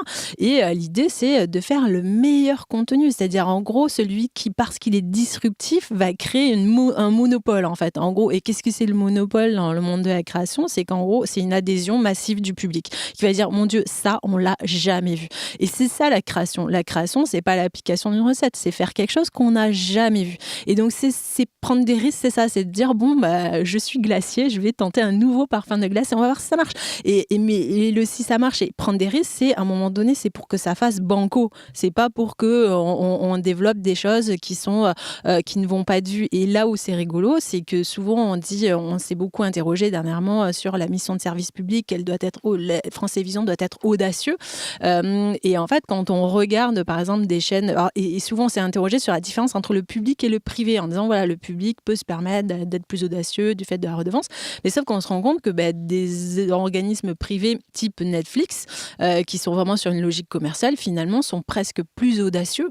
Et donc on voit bien que l'audace et la prise de risque ne veut pas dire faire l'impasse sur l'éditorial et la créativité, et que c'est justement parce qu'on va être le plus créatif et le plus original que voilà, on peut créer du monopole, de l'adhésion, etc. Et on peut cocher toutes les cases finalement. C'est aussi du divertissement. C'est aussi un mot qu'on n'aime pas dire. C'est pas un gros mot. Hein. Ouais, voilà. Clairement, moi quand j'écris un film, je me pose la question parfois, pour qui j'écris? Alors, est-ce que j'écris pour un cinéaste, artiste que j'admire, ou est-ce que j'écris pour le public? En fait, moi j'écris vraiment pour le public, et j'écris pour les spectateurs, et ça n'empêche pas que je vais faire le meilleur scénario possible, raconter l'histoire la mieux possible, avoir un point de vue extrêmement fort sur le monde, et essayer de changer la société. Moi quand j'écris, c'est pour le spectateur et pour changer les spectateurs, donc pour changer la société. Et j'écris pas, par contre, effectivement, pour un cinéaste, écrivain, ou je ne sais quoi, enfin, un mot, voilà. On peut écrire quelque chose de sensible, profond et divertissant. Voilà, c'est pas du tout un gros mot. Et en France, c'est vrai qu'on peut avoir peur quand on dit écrire pour le public, ça fait peur parce que tout de suite, ça implique, l'aspect capitaliste du métier. Mais j'ai bien. Ouais. Si le public se déplace et paye sa place, tout le monde est content. Donc. Et moi, quand j'écris avec le co-réalisateur avec qui je travaille en ce moment, on écrit. Il y a l'histoire en fait est au-dessus de nous, elle nous transcende un peu. On écrit pour nous, c'est sûr, mais aussi elle nous transcende. On essaie vraiment de faire un truc qui va nous dépasser et qui va résonner dans la société. et pas juste pour nous, quoi. Et donc, ça, il faut pas avoir peur de dire que voilà, on écrit pour les gens, quoi. Vous êtes en mission pour changer le monde, on peut le dire. Non, mais il y a un peu c'est la partie artistique, justement. On essaie un peu de changer les choses, quoi. C'est pas l'argent qui vous pousse, c'est cette mission. Pour l'instant, de on changer est le très monde. pas C'est la vocation d'auteur. C'est vrai. Cette vocation, pour le coup, c'est la Faut se trouver un vocation but, d'auteur. donc c'est beau d'aller écrire pour le spectateur et pas que. Faire un pas vers le public. Voilà. Pauline, vous voulez réagir? Non, c'était juste ce que dit Ludo. Il y avait quelqu'un aussi qui en avait super bien parlé une fois au moment du festival de La Rochelle. C'était le patron de la BBC World. Et alors, il s'appelle Tim, son prénom, mais son nom de famille, je me souviens plus. Tim Davis, je sais plus. Et il disait, en fait, justement, il parlait beaucoup de cette question-là de faire un produit qui est le meilleur Tim possible. Winton? Tim Wilcox. Non, On va te sortir tous Tim les types Marlowe. qu'on voit sur mais Tim Pardon. Wilton. et du coup, il parlait beaucoup de ça, de faire une œuvre qualitative et qui en même temps va toucher un large public. Et il n'opposait pas l'ambition artistique et l'ambition commerciale. C'était assez rigolo. Et du coup, il avait eu cette phrase. Alors, tout le monde était suspendu à ses lèvres parce qu'il c'est un orateur incroyable. Et à la fin, il avait conclu We made a lot of money. Donc, on a fait beaucoup d'argent. And it was beautiful. Et en plus, c'était beau. Et ça, c'est quelque chose, mais qui en France est révolutionnaire. C'est opposé généralement. Tim Davy. Tim Davy, en fait, je l'avais, mais je l'ai oublié. Si tu dis j'ai fait beaucoup d'argent en France, c'est tout de suite là. Tu peux pas être dans T'es l'artistique. blacklisté par toute l'intelligentsia culturelle, les journaux culturels. Mais on le voit aussi du coup au sein même des scénaristes, c'est-à-dire que ceux qui, quand tu vas vers le cinéma dit d'auteur, où tu gagnes assez peu d'argent, où tu mets ta vie pour faire ton œuvre, tu as une légitimité et une aura beaucoup plus forte. En fait, tu es vraiment du côté de l'artiste. Et quand tu vas vers les scénaristes, soit d'animation qui peuvent gagner pas mal d'argent, ou les scénaristes de quotidienne, n'en parlons pas, qui sont plus dans l'industrie, dans l'organisation d'une écriture militaire et qui en plus gagnent l'argent. Et alors, du coup, là, tu as une légitimité, mais qui est du niveau zéro. Et donc, on a cette opposition au sein même de la famille de scénaristes entre l'artistique et le commercial On en aussi. vient Toujours pareil. Au faire Tim de tout à l'heure. Voilà. Exactement. Collectivement atroce. C'est ça. Ah ben nous, quand on a eu lecture de cet audit pour la première fois, alors il y a des choses qu'on savait, bien sûr, mais la plupart de tout ce qui était décrit, ça a été comme un électrochoc. C'est-à-dire vraiment, on s'est dit, mais mon Dieu, en fait, on mettait des mots sur des choses qu'on ressentait, mais qu'on n'arrivait pas vraiment à verbaliser. Et ça a été vraiment, il y a eu un avant et un après. Moi, ça fait 15 ans que je réfléchis beaucoup à ça. Ça a commencé donc, quand j'étais étudiant et que j'étudiais vraiment le cinéma, la nouvelle vague, l'idéologie de l'auteur, etc. Et quand j'ai commencé à lire je me rappelle, j'avais acheté un bouquin dans une librairie américaine à Saint-Germain-des-Prés. C'était Sitfield, The Screenwriter Workbook, un truc comme ça. Et là, j'ai découvert que, en fait, on peut parler du scénario différemment. Moi, ça fait des années que ces questions m'intéressent. Et en fait, quand moi je suis arrivé à la Guilde, l'audit était déjà lancé depuis longtemps. Et en fait, quand j'ai vu toutes ces questions arriver et un peu mis noir sur blanc et un peu articulé, je me suis dit, c'est exactement ça. C'est vraiment, ça me parle beaucoup, quoi.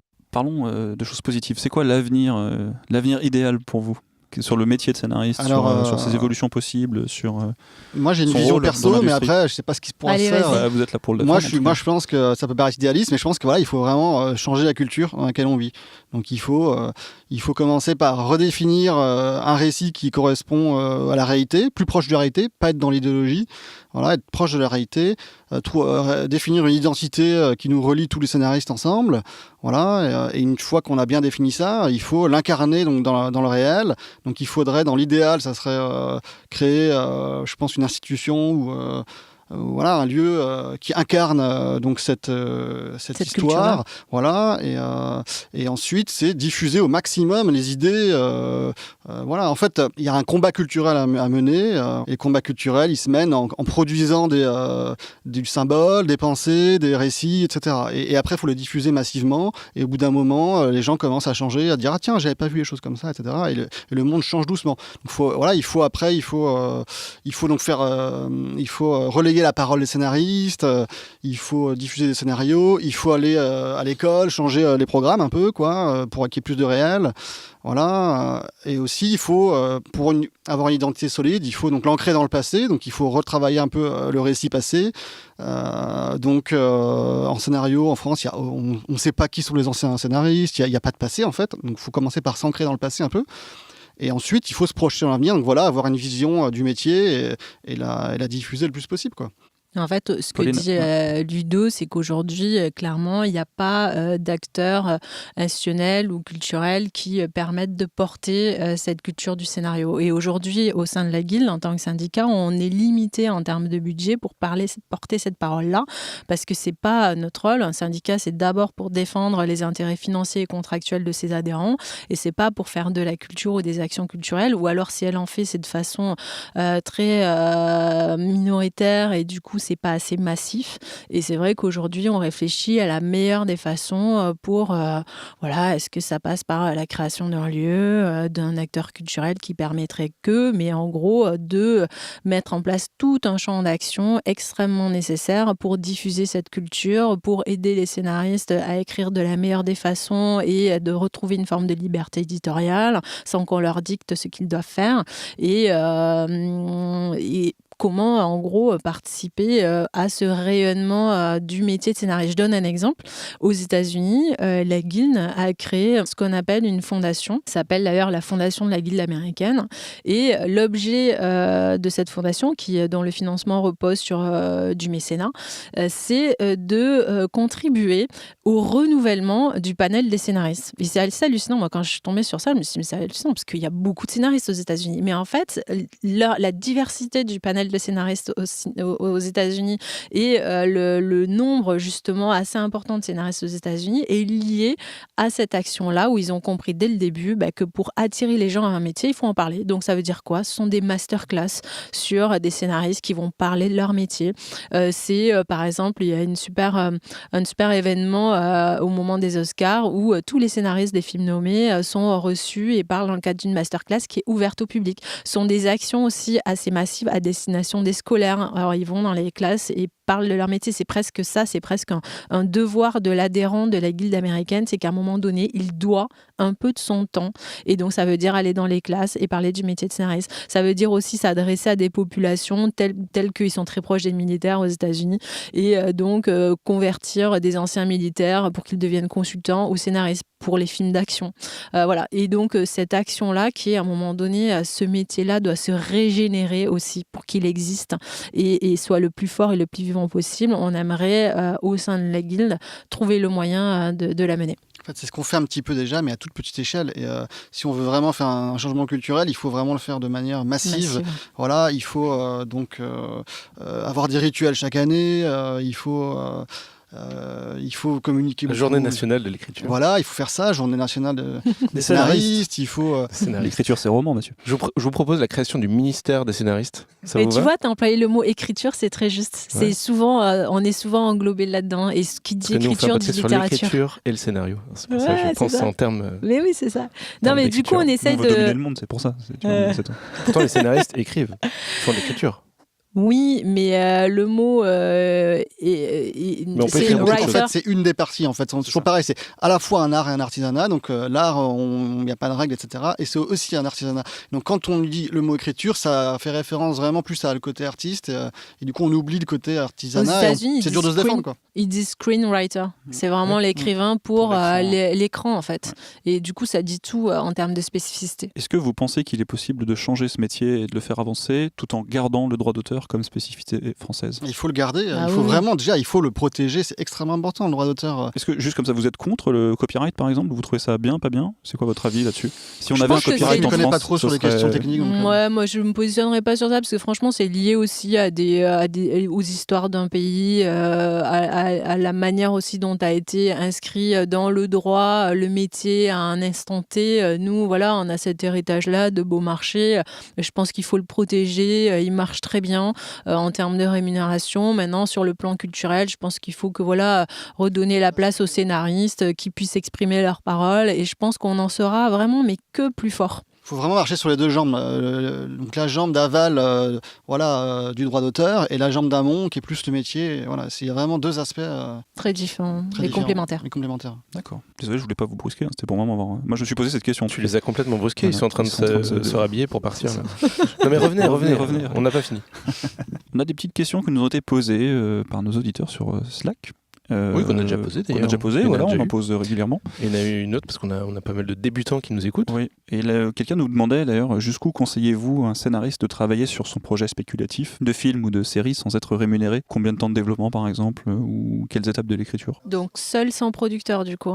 A priori, spéculatif, ouais. Là, au cinéma, c'est assez simple, c'est que si vous êtes obligé de passer par un script on spec parce que personne ne va vous payer, donc il n'y a pas le choix en fait. Il faut vraiment, c'est là que on voit que c'est un sacerdoce, c'est qu'il n'y a pas le choix. Vous bossez au début, ça va prendre vraiment un temps fou, mais il faut sortir un premier on spec qui soit solide, quoi, qui soit efficace, qui soit bien écrit, et ça, vous n'êtes pas du tout sûr de le vendre. A priori, vous le vendrez pas et personne ne voudra le faire. S'il est bien écrit, que l'histoire est bien, il y a plus de chances qu'il se fasse. Non, ouais, le problème c'est que même si c'est bien, il vous faudra mettre un réalisateur. Et là, ça va bloquer parce que le réalisateur va arriver et il voudra peut-être le faire. Il dira c'est super, mais par contre, moi, en tant qu'auteur, je pense que le scénario, il faut le refaire comme ça. Et donc, il va tout réécrire. Il sera à 50% auteur. Ça va être compliqué en fait. Voilà, ça sert de carte de visite en fait, un premier scénario. Par contre, vous êtes un peu jugé là-dessus. Il faut être capable d'écrire un premier long. Et ça va vous permettre aux jeunes de rencontrer après des producteurs, de faire lire un peu ce qu'on écrit. Et puis ensuite, là, on revient avec des nouvelles idées et souvent dans un duo avec un réalisateur. On ne vient pas seul, quoi. Ça ne marche pas comme ça en France. Et en télé, le mieux, c'est d'identifier les directeurs de collection des séries actuelles et d'envoyer des pitchs d'histoire ou des débuts d'histoire. Après, on peut développer on spec un scénario de 52 minutes. Je crois que j'ai l'exemple de quelqu'un qui l'avait fait justement pour convaincre de ses compétences en tant que scénariste. Mais ça peut aussi marcher sur le fait d'envoyer une simple idée et après, la personne, si elle est vraiment toute jeune dans le métier, elle est associée à un scénariste un peu plus senior. Très bien, des choses qu'on a déjà dit de toute façon dans ce podcast, oui. On répète. Hein. Mais il faut répéter, hein. C'est important, il faut répéter tout ça. Parlons un petit peu plus de la Guilde, c'est un organisme... Voilà, ça a l'air sympa, c'est quoi ? Ouais, c'est plutôt cool. Il y a quel pourcentage environ de scénaristes syndiqués à la Guilde ? Si vous avez une idée peut-être sur la majorité des scénaristes qui bossent. C'est une vraie bonne question, c'est-à-dire qu'aujourd'hui... Merci. Elle est de toi celle-là. Elle est de moi, oui, tout à fait. Ouais, aujourd'hui, il n'existe pas de chiffres officiels de scénaristes vivant de leur métier. C'est-à-dire c'est impossible d'avoir ce chiffre-là. Et ce qui est rigolo, c'est que j'ai eu une discussion avec la DGMIC, qui est une direction un peu plus opérationnelle du ministère de la Culture. Et quand je leur ai parlé de cette problématique-là, qui n'existait pas de chiffres, m'a dit oui, c'est vrai jusqu'à présent, on s'est surtout concentré sur les chiffres des nombres d'écrivains et sur le monde du livre. Encore une fois, c'est bizarre. Et du coup, on a essayé pareil, quand on pose la question à la SACD, c'est très très compliqué d'avoir un chiffre. Et du coup, en recoupant avec plusieurs chiffres officiels dans les AGSA, du côté de la SACD et tout, on arrive à peu près à 700-800 scénaristes qui gagneraient, je crois, au-dessus de 12 ou 20 000 euros. Je ne sais plus quel est le seuil qui a été retenu. Par an. Je précise. Et là, la Guilde, on approche quasiment les 400 adhérents. Donc, moi, je dirais, on est autour de 40-50% des scénaristes. Mais, juste, je préciserai pour être complète qu'il y a d'autres organisations de scénaristes, professionnels des scénaristes, et notamment une association qui est plus sur les scénaristes de cinéma et qui eux aussi comptent un certain nombre d'adhérents qui peuvent être également à la Guilde d'ailleurs. Et du coup, au final, quand on regarde le nombre d'années, les 10 dernières années, c'est vraiment crescendo le nombre de scénaristes qui décident de se syndiquer. Et pour les raisons que j'expliquais tout à l'heure, notre financement n'est pas plus important parce qu'aujourd'hui, la subvention qui nous est attribuée de la part de la SACD, qui est une subvention assez importante, elle est fermée. Donc à chaque fois qu'il y a, par exemple, quand cette association qui est le SCA, qui regroupe des scénaristes de cinéma s'est créée, leur subvention, s'ils en ont une, parce qu'ils n'en ont pas encore une, mais bon, ça ne saurait tarder, sera certainement prise sur la subvention de la Guilde. Et au final, du coup, on est de plus en plus nombreux à être syndiqués, mais finalement avec toujours le même volume d'argent. C'est un peu comme les enveloppes d'écriture. Ouais, c'est ça. Ouais. Tout se répète, finalement. C'est cohérent. Pour que vous y retrouviez, en fait. C'est ça, c'est notre référentiel. Tenez de l'argent plus. Ah bah non, on sait pas faire, on va pas le gérer, on n'est pas habitué à ça. Je pense que c'est pour ça. C'est pour vous ménager un peu. Est-ce que la guilde échange avec les autres guildes dans le monde ? Tout à fait. Parce que j'imagine qu'avec l'arrivée de Netflix, il y a peut-être eu des discussions pour... On dialogue au niveau européen, donc il y a une association qui organise ce dialogue-là, qui est la FSE, la Federation of Screenwriters of Europe. Et il y a une organisation au niveau international qui est l'IAWG et c'est International Affiliation of Writers Guild. Et on est membre au même titre que la guilde américaine de cette association. La classe. Et c'est quoi les discussions alors ?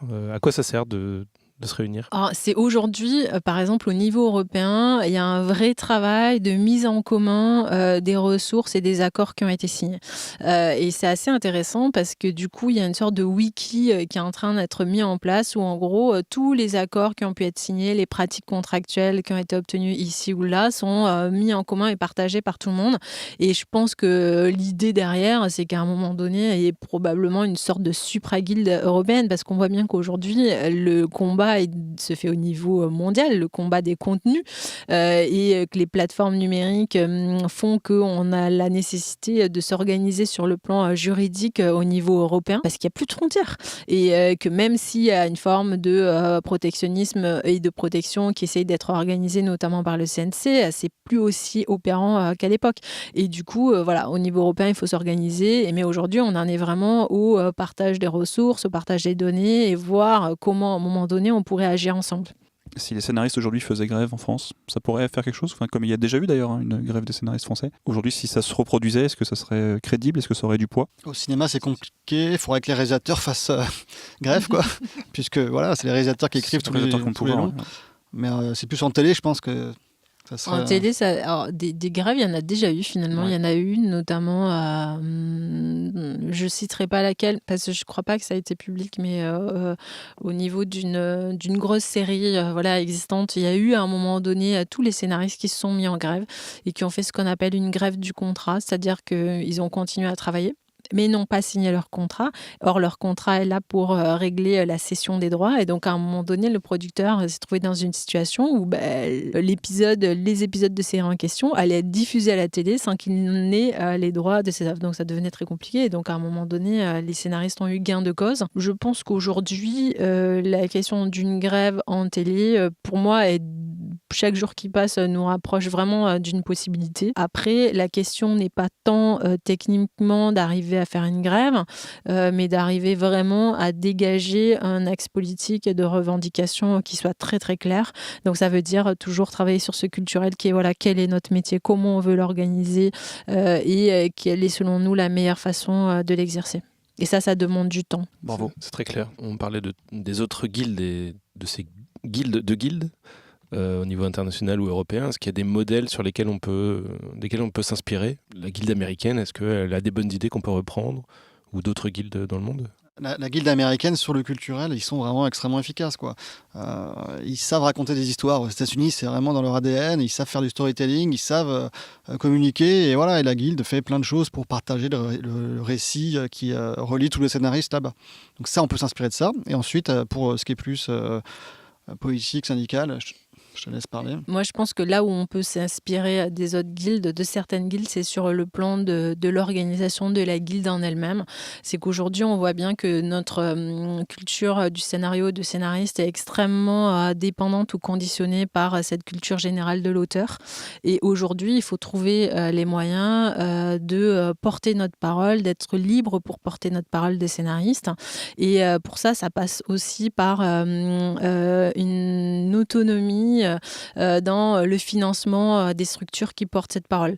Et donc ça, aujourd'hui, c'est vrai qu'il y a des guildes qui ont une parole très claire et très forte et très puissante parce qu'elles ont un système de financement qui les rend totalement autonomes, parce qu'elles gèrent des droits de scénaristes ou parce que il y a un modèle de financement qui leur permet d'être autonomes. Et cette autonomie, à terme, soit elle passe par le fait d'avoir un cadre législatif qui rend obligatoire le financement des organisations professionnelles d'auteurs. Par exemple, je dis n'importe quoi, mais la loi ou je ne sais qui pourrait imposer que ce qu'on appelle les organismes de gestion collective, c'est-à-dire la SACD, la SACEM ou la SCAM, soient obligés de financer toutes les organisations d'auteurs qui gèrent l'amont, le métier.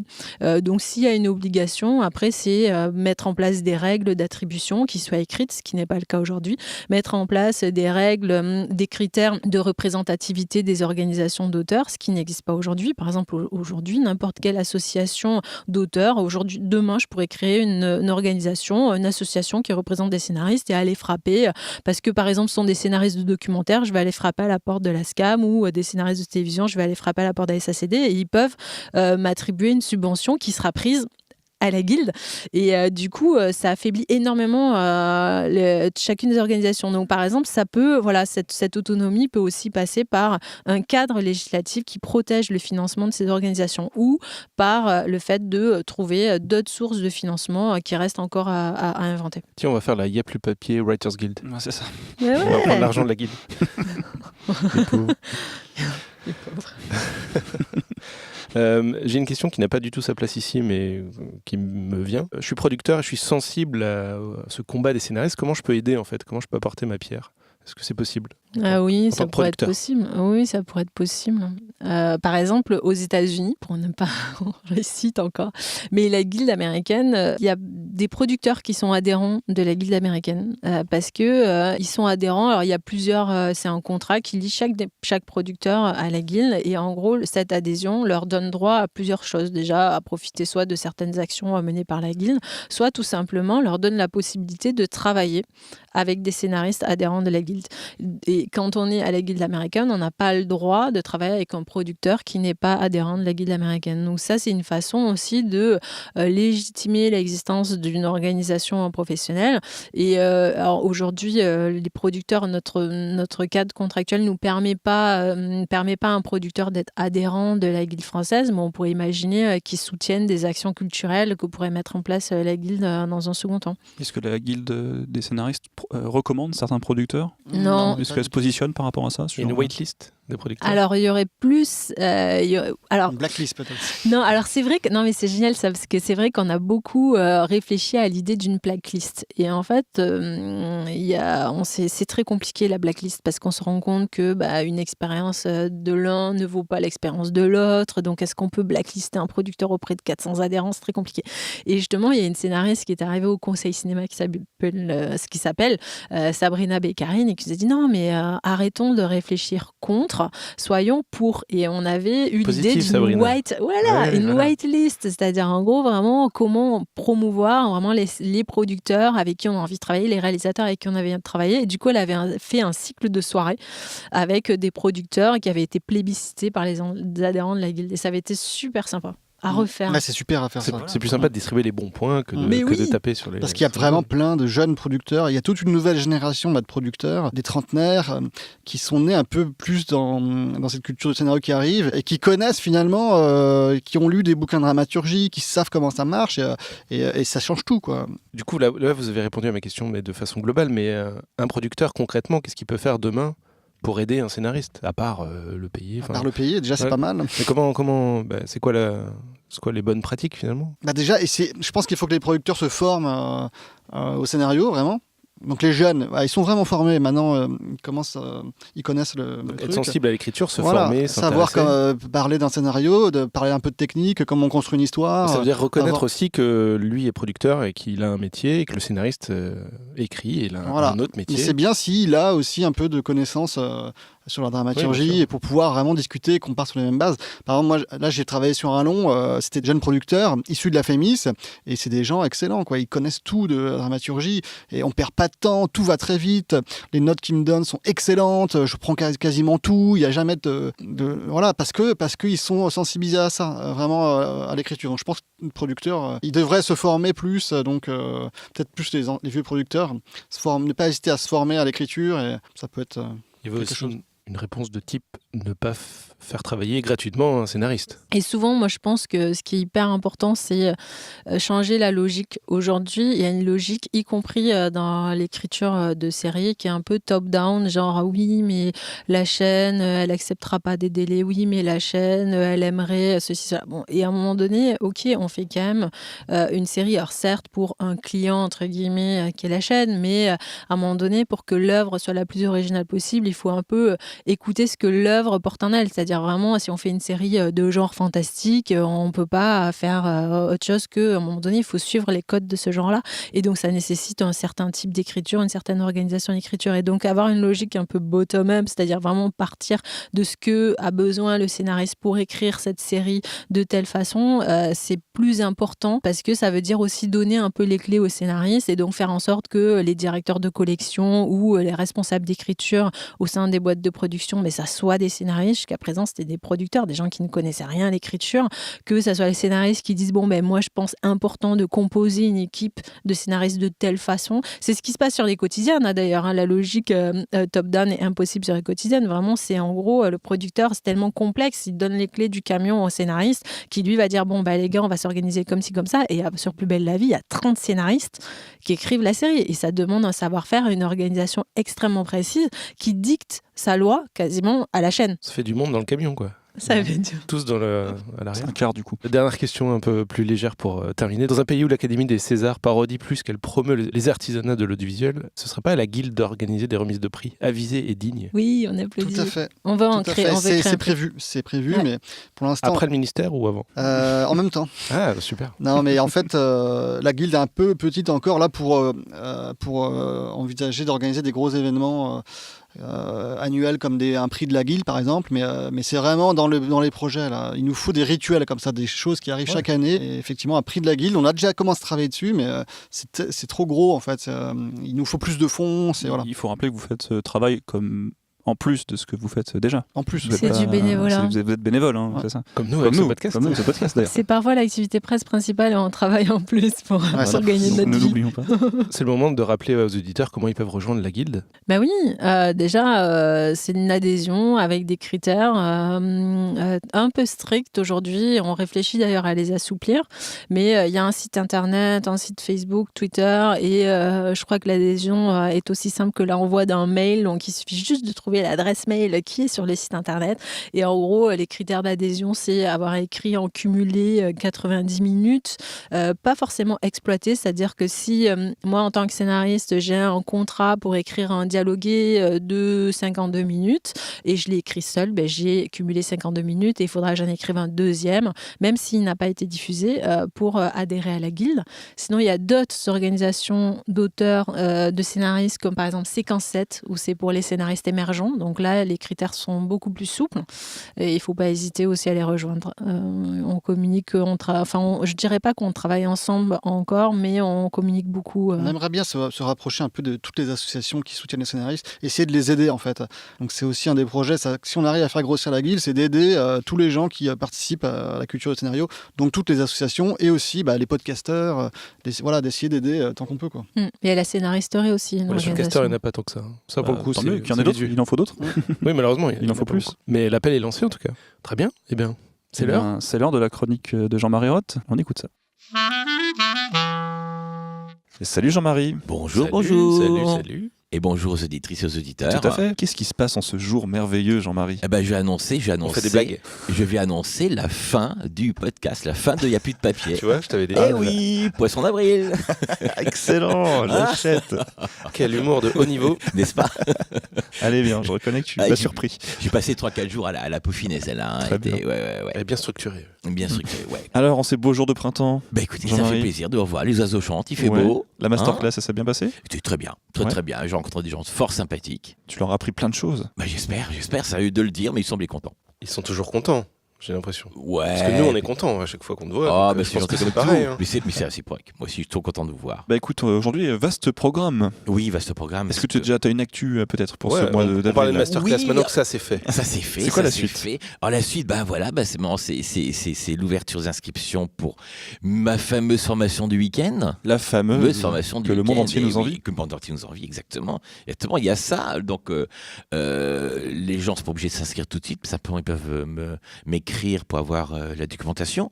Puis après réfléchir, ça t'intéresse ou pas. Enfin, quand je renvoie le programme. Quand on dit la formation du week-end, c'est pas ce week-end. Oui. Voilà, c'est tous les week-ends pendant un long moment. C'est Non, mais je précise parce que. c'est un samedi ou un dimanche sur 2 par mois durant un an. Parce qu'il y a des gens qui écoutent pour la Oui, première c'est- fois c'est- notre oui, podcast, peut-être mais pas. c'est aujourd'hui, vrai. ils écoutent le premier Mais tu as épisode. 1000 fois Et ils raison. se disent, tiens, mais Putain, formation ils du écrivent un week-end. long métrage en un week-end. Ouais, c'est c'est ça. génial, je veux faire cette formation. Ah, c'est efficace, Jean-Marie Roch, là. Ah ouais, il, quand même, hein. il est bon. Hein. Non, donc c'est tous les week-ends, on peut. Alors c'est 2 samedis ou 2 dimanches par mois Voilà. sur un an. Et ça se passe toujours bien ce genre d'organisation. Oui. T'arrives toujours. Oui. Est-ce que les gens se débrouillent? Oui. Oui. C'est en groupe. C'est en groupe, il y a C'est des une vingtaine réunions de en groupe. personnes et voilà. Tout ça chez toi dans ton salon. Tout ça, chez moi, dans mon salon. Voilà, il y en a qui font à manger pendant que d'autres Oui, travaillent. bien etc. sûr. Bien sûr. C'est une- Que d'autres font quoi? Qui tra. Ou qui prennent une douche. Oui, c'est ça, voilà. Qui jouent à la console. Ça a l'air bien. Oh, bah ouais, Oui, je c'est m'inscris. sympa. En tout cas, l'ambiance est bonne, quoi. Donc l'idée, c'est on écrit un long métrage. Oui, d'abord, en fait, il y a 6 mois, vraiment, on enseigne la théorie avec beaucoup d'exercices. Et puis après, on passe au projet personnel. C'est une vraie formation sur un an. Oui, c'est ça, ouais. Ouais. Est-ce qu'à la Ouais. fin, si je suis auteur, j'ai une garantie d'avoir un long métrage terminé, Jean-Marie, ou La pas structure du forcément long métrage, la structure. La structure. On peut pas, on n'écrit pas un premier long métrage en 6 mois, c'est pas possible. Par contre, on va faire la structure complète. Et la structure, après, je peux partir en écriture. Après, on part en écriture, soit pour faire le synopsis, soit pour faire la quantité dialoguée. On a vu d'ailleurs, je crois, un épisode très récent, la différence entre les deux et comment faire ce choix entre synopsis ou quantité Tout à dialoguée. fait. Et alors, si j'ai une série, est-ce que je peux venir quand même tous les week-ends chez toi? Mais tu seras toujours le bienvenu chez moi pour la série aussi. Bien sûr, on fait aussi les séries. Et Non, si j'ai rien du tout, est-ce que je peux quand même venir chez toi? C'est le cas de la plupart des gens qui ont rien du tout au début et après ils ont jusqu'au mois d'avril pour trouver leur idée. Leur idée. Mais l'idée c'est en 3 lignes, hein, c'est pas plus que ça. Après le reste on le fait. C'est-à-dire que moins les gens ont bossé en amont, moins il y a à détruire. Et c'est pas bloquant de ne pas savoir ce qu'on veut pour s'inscrire en fait. Non, C'est sincèrement, il y a des gens qui ont déjà fait et qui ont publié des romans, bandes dessinées, longs métrages, séries, tous les formats sauf le court métrage. Que le court métrage n'est pas formateur. Quand tu dis il y a moins à détruire, tu es un destructeur de rêve, textes, de rêve. Ben, briseur de carrière, Jean-Marie. mais je n'aime pas détruire, mais c'est vrai que quand un auteur vient, qu'il a déjà beaucoup écrit, beaucoup travaillé dessus, et que c'est pas bon, on est obligé de dire voilà, mais c'est formidable, mais on fait autrement. Bah, c'est ce que j'entends. Ah, Jean-Marie, il écrase les rêves des gens, Oui. tout ça, et puis il les piétine et Il tout. détruit les scénarios. Ouais. Finalement, c'est Parce qu'il n'y vrai. a plus de papier. Alors, Nous, on détruit le papier, mais lui, c'est les rêves. Ouais. Très bien. C'est pire. Et alors, ça commence quand? Est-ce que c'est ce week-end là, du coup? Non, ça commence en octobre. octobre. Ça commence en octobre. En Les octobre. inscriptions commencent maintenant. Ok, d'accord. C'est les inscriptions qui commencent Oui, et oui. on peut se préparer jusqu'en octobre. Tout à fait. Très bien. Et j'ai d'autres actualités. Je pense qu'on va faire le podcast sur cette actualité. Hein, bah parce voilà, que, on a déjà 5 minutes là. Oui. Il faudra faire un podcast sur 2, une chronique sur 2, c'est juste l'actualité de Je Jean-Marie. vais c'est une petite formation d'une 40aine d'heures pour Dixit. Très bien. Voilà. Éditeur Et ça, de c'est ton pris- livre. Éditeur de mon fabuleux livre Ouais, que ton le monde best-seller. entier nous envie aussi. Et voilà, donc ça c'est pris aussi en charge par les OPCA. Donc les gens peuvent se renseigner en passant par Dixit ou bien par Il n'y a plus de papier. Quel genre c'est de la formation. formation? C'est formation scénario, ce sera sur 2 semaines le matin, 4 heures le matin. Ça permet aux gens de faire d'autres choses après-midi. Et donc, j'ai surtout enseigné avec beaucoup d'exercices, un peu vraiment la théorie, et puis évoquer avec les gens éventuellement sur quelques projets. C'est comme la formation de week-end, mais en plus court, en plus rapide, pour Non, aller c'est- moins en profondeur c'est- peut-être. C'est pas comparable, quand même. C'est pas comparable. Non, ok. parce On que- peut faire les deux alors. On peut faire les deux, oui. Ah bah Tout à fait, voilà. on peut faire les deux. C'est marrant, t'as plein de formats de... Ouais. Il y a sur 2 jours, il y a sur 2 semaines, le Ouais. matin, puis Bien sur sûr, un an, voilà, bien sûr, c'est bien rigolo. sûr. Bien sûr. Il y en a pour tous les emplois du temps. Tout à fait. Et pour tous les envies. Alors, cher Jean-Marie, aujourd'hui, tu vas nous parler d'un truc qui pique un peu. Oui. La note Eh d'intention. Oui, ça, Ça pique pique. beaucoup. Ça pique beaucoup, Note beaucoup la note d'intention, d'intention. C'est très intéressant. C'est évidemment éminemment Bah, intéressant. J'espère bien que c'est passionnant. Mais je vous dis franco ce que j'en pense. Hein, Bah, attention. Hein. Vas-y, Vas-y, on t'écoute. Avez-vous l'intention d'écrire une note d'intention? Et si oui, pourquoi? Je pense qu'il existe autant de mauvaises raisons d'écrire une note d'intention qu'il existe de notes d'intention. Je trouve d'ailleurs l'idée même absurde et contre-productive. Quand je vais voir un film, j'ai pas un type à côté de moi qui m'explique. Et si l'auteur m'expliquait en amont, je trouvais ça louche. C'est comme quand vous allez au restaurant. Si on vous explique d'emblée que vous avez trouvé ça trop salé, mais que c'est normal, que le petit goût de brûlé participe de la recette ancestrale et que les grumeaux dans la sauce, c'est une volonté totalement assumée du chef, eh bien, vous n'aurez pas forcément envie de goûter au plat. Je sais pas où tu vas au resto, mais c'est pas là super. Parce qu'il, voilà, exactement. Mais il faut être clair, la note d'intention sert surtout à l'auteur à devancer certaines critiques. J'en ai lu un paquet et sincèrement, ça va toujours donner une vision négative du scénario, alors que justement, c'était censé le mettre en valeur. Mais pour tout vous dire, il y a fort longtemps que je ne lis plus les notes d'intention. Ouais, le fond de ma pensée et surtout de mon constat. Ce faisant, vous êtes parfaitement en droit d'allumer des cierges à la sainte note d'intention. De toute façon, même si vous n'accompagnez pas votre scénario d'une note d'intention, lorsque votre producteur cherchera des finances, il vous demandera d'en rédiger une. Alors, comment faire pour mettre toutes les chances de votre côté ? Essayez à cet endroit d'être un brin personnel, de dire pourquoi vous avez choisi ce sujet, en quoi il parle aussi de vous, tout en laissant comprendre que vous n'êtes pas dans l'autobiographie. Attention, laissez-le comprendre, ne le précisez pas, sinon ça fait bizarre. Évoquez également les thématiques abordées, en quoi elles vous sont chères. Vous pouvez aller jusqu'à spécifier ce que démontre votre film. Parlez ensuite de votre souci du spectateur en précisant ce qu'il trouvera de plus fort dans le film. Si c'est lié au genre, parlez de votre vision de ce dernier. Mettez en avant les atouts principaux, quels qu'ils soient. Ce peut être les dialogues, la beauté intérieure des personnages, les thématiques abordées, le twist, ou quoi que ce soit qui fasse que le spectateur ira non seulement voir, mais revoir le film.